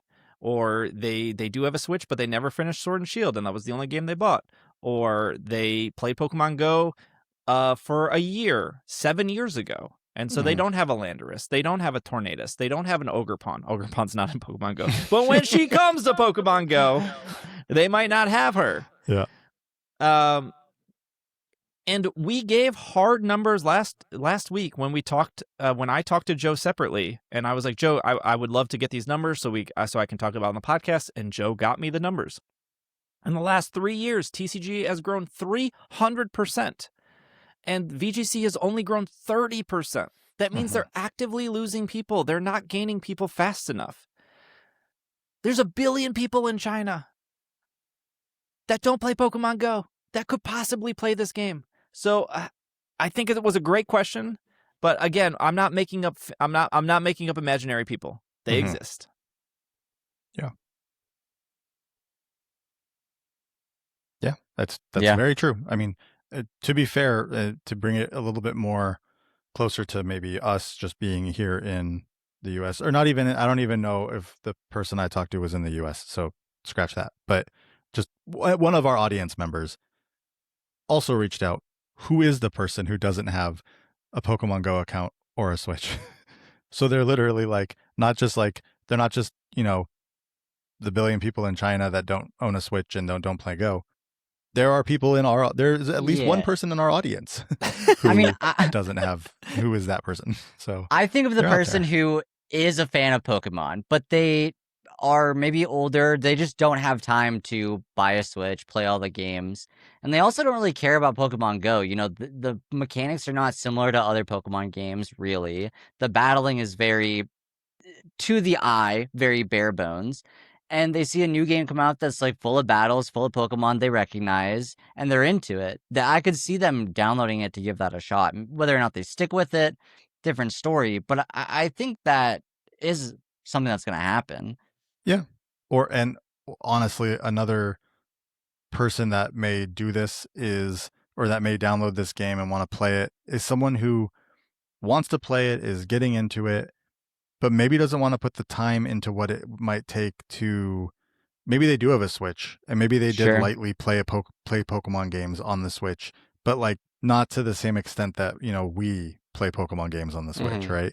And so maybe they do have a Switch and they do have that ability, but that might be a lot more work than they think it is, right? They're like, they get champions, and now they're like, oh, if I want to do this, now I got to go on the Switch and get these Pokemon here and move them there. And that's not to say that there aren't a lot of people who aren't going to have those problems, but I think there are a lot of people who will also have those issues and those barriers, and they want all these people to play the game. The Pokemon company, I'm saying, want all these people to play the game and try it out, and they want to grow this audience and grow this fan base. So they're going to come up with against people who don't have the devices. They're going to come up with people who had the devices and played a Pokemon game once 6 years ago, played Go 10 years ago, maybe. Like, all of these people exist, right? And they're going to come up. They're going to have all these people trying to download champions one way or the other. Yeah, and right now we know that they're not growing. The VGC stuff is not growing. As much as you see people excited for champions, and I used Wolfie Glick as an example of getting millions of views on videos, and there's no comparable TCG, not collector, player that's doing the same. But Yeah. TCG is healthy, and it continues to grow, and VGC doesn't. And I hope that Champions does that.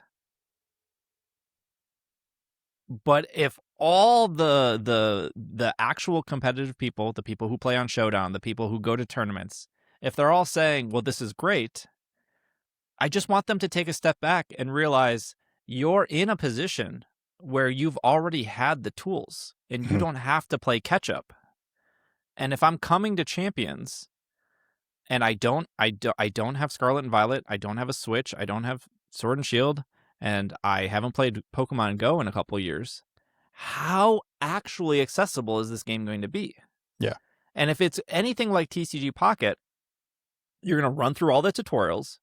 You're going to get a bunch of your VP or your tickets or whatever is comparable, because we all remember the first week of TCG Pocket.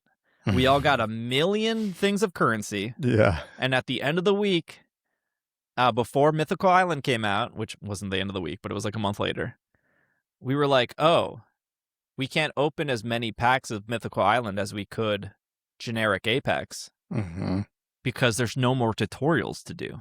Right. We did them all. And that is, I am worried about like new players. And I really don't care about the current competitive players because, like I said last week, they're going to follow the game wherever it goes. Yeah, they'll be fine. But I do think, like, if you're excited about this game coming out, be excited about this game coming out. No, like, I'm excited too. Like, Yeah. but I know I'm privileged. I know I have everything. Yeah, totally agreed.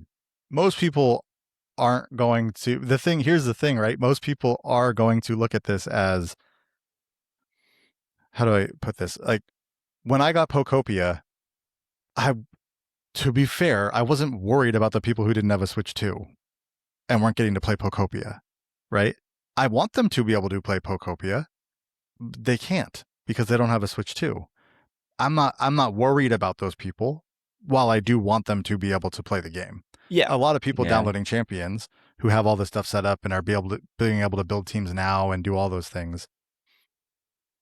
I don't think that they need to feel like they need to worry about the people who don't have those abilities. I think the Pokemon company needs to worry about those people who don't have those, who don't have the things there. But it's like, if you're excited about the game coming out, like, be excited about the game coming out. But there are barriers to new players coming into this. It is not going to just be like they start up the game and have battle ready teams and just get to jump in and play. Yeah. I think that the difference between Pokopia and Champions is one's a single player game and one's not. Sure. And so if you're bleeding and losing players, you don't want to get matched. I got matched against Glamora 67 and they crushed me. I didn't see it coming. And then all of a sudden I match up again, and because there's not enough players, I get matched against Glamora 67 again. Yeah, you don't want that. That even if we go back to the mainland China argument, if only 10,000 people out of 1 billion people pick up Pokemon Champions, that is 10,000 more people playing the game you are, and that's good. Yeah. That's fair. And again, it goes back to like, how actually easy is this game going to be for new people to get into, where they're not going to feel like a grind. They're not going to feel like they're playing catch up. Not everyone has Calyrex sitting in their box. Not everyone has. There's only one game to get Calyrex from. That's what I'm saying, right? Like, you don't have to be a person who doesn't have a Switch. You can just be someone who has a Switch but lightly played the Pokemon games, never got Calyrex, right? Like, there are a lot of those players out there too Yeah. who just Well, because you also need the DLC. even Yeah. there you go. There's even that. And you need a horse. Yeah. And you need Calyrex. You need both. But okay, so I was just thinking about it as we're talking about this. I realized all my Pokemon, there's nothing at home. I'm either gonna have to bring them. I'm finally gonna have to move them to home, or I'm gonna be the one starting from scratch.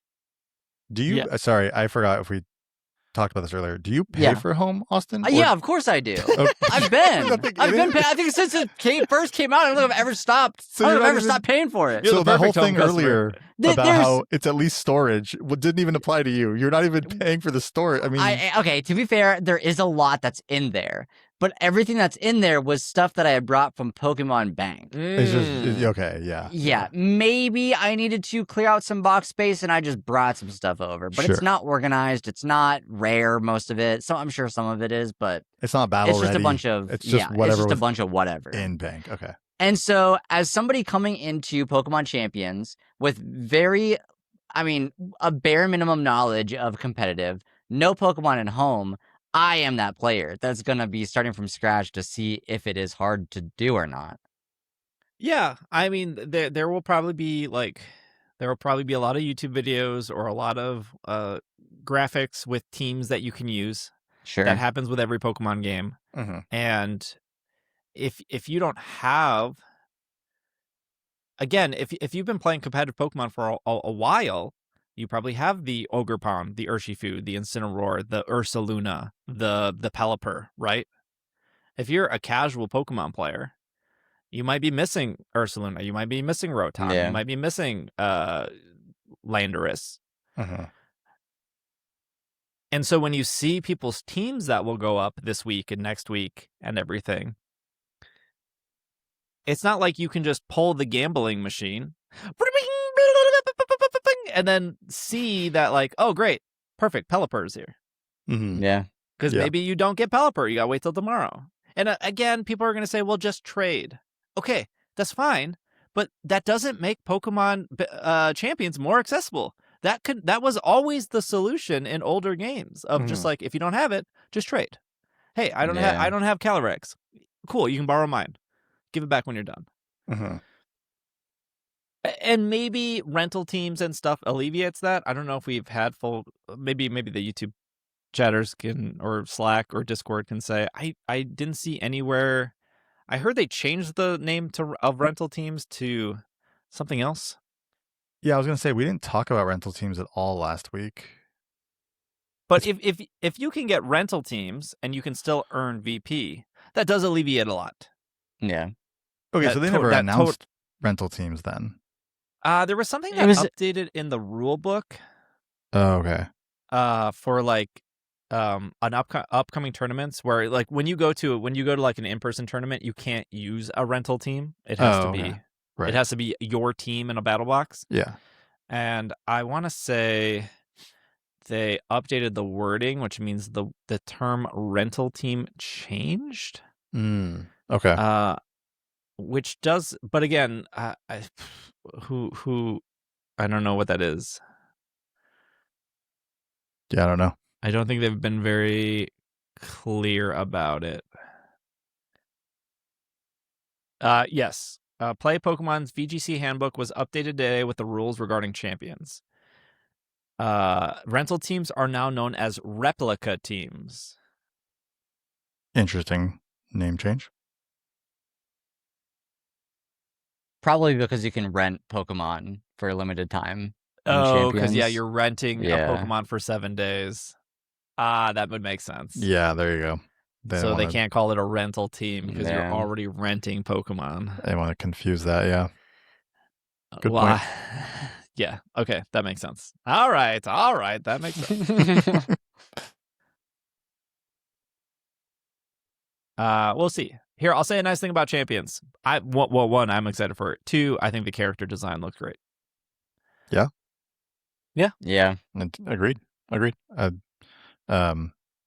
Just you mean like the trainers or like everything? Yeah, Like I think the Pokemon? trainers look 'Cause really, really good. I think the Pokemon look really good too. Yeah. Mm. Everything's super clean. All right.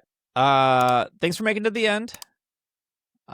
We are going to move over to our bonus segment. So if you're on Patreon or if you're on Premium Apple Podcasts, stick around. We're just going to catch up on Pokopia. I want to see where Bobby's at. I want to see where Austin's at. Yeah.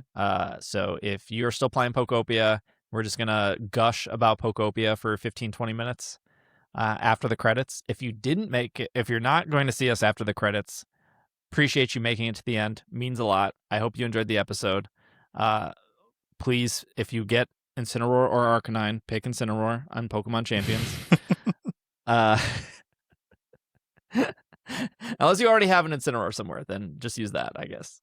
And then next podcast, Champions will be out. So we will actually have deeper thoughts versus me just playing it for an hour.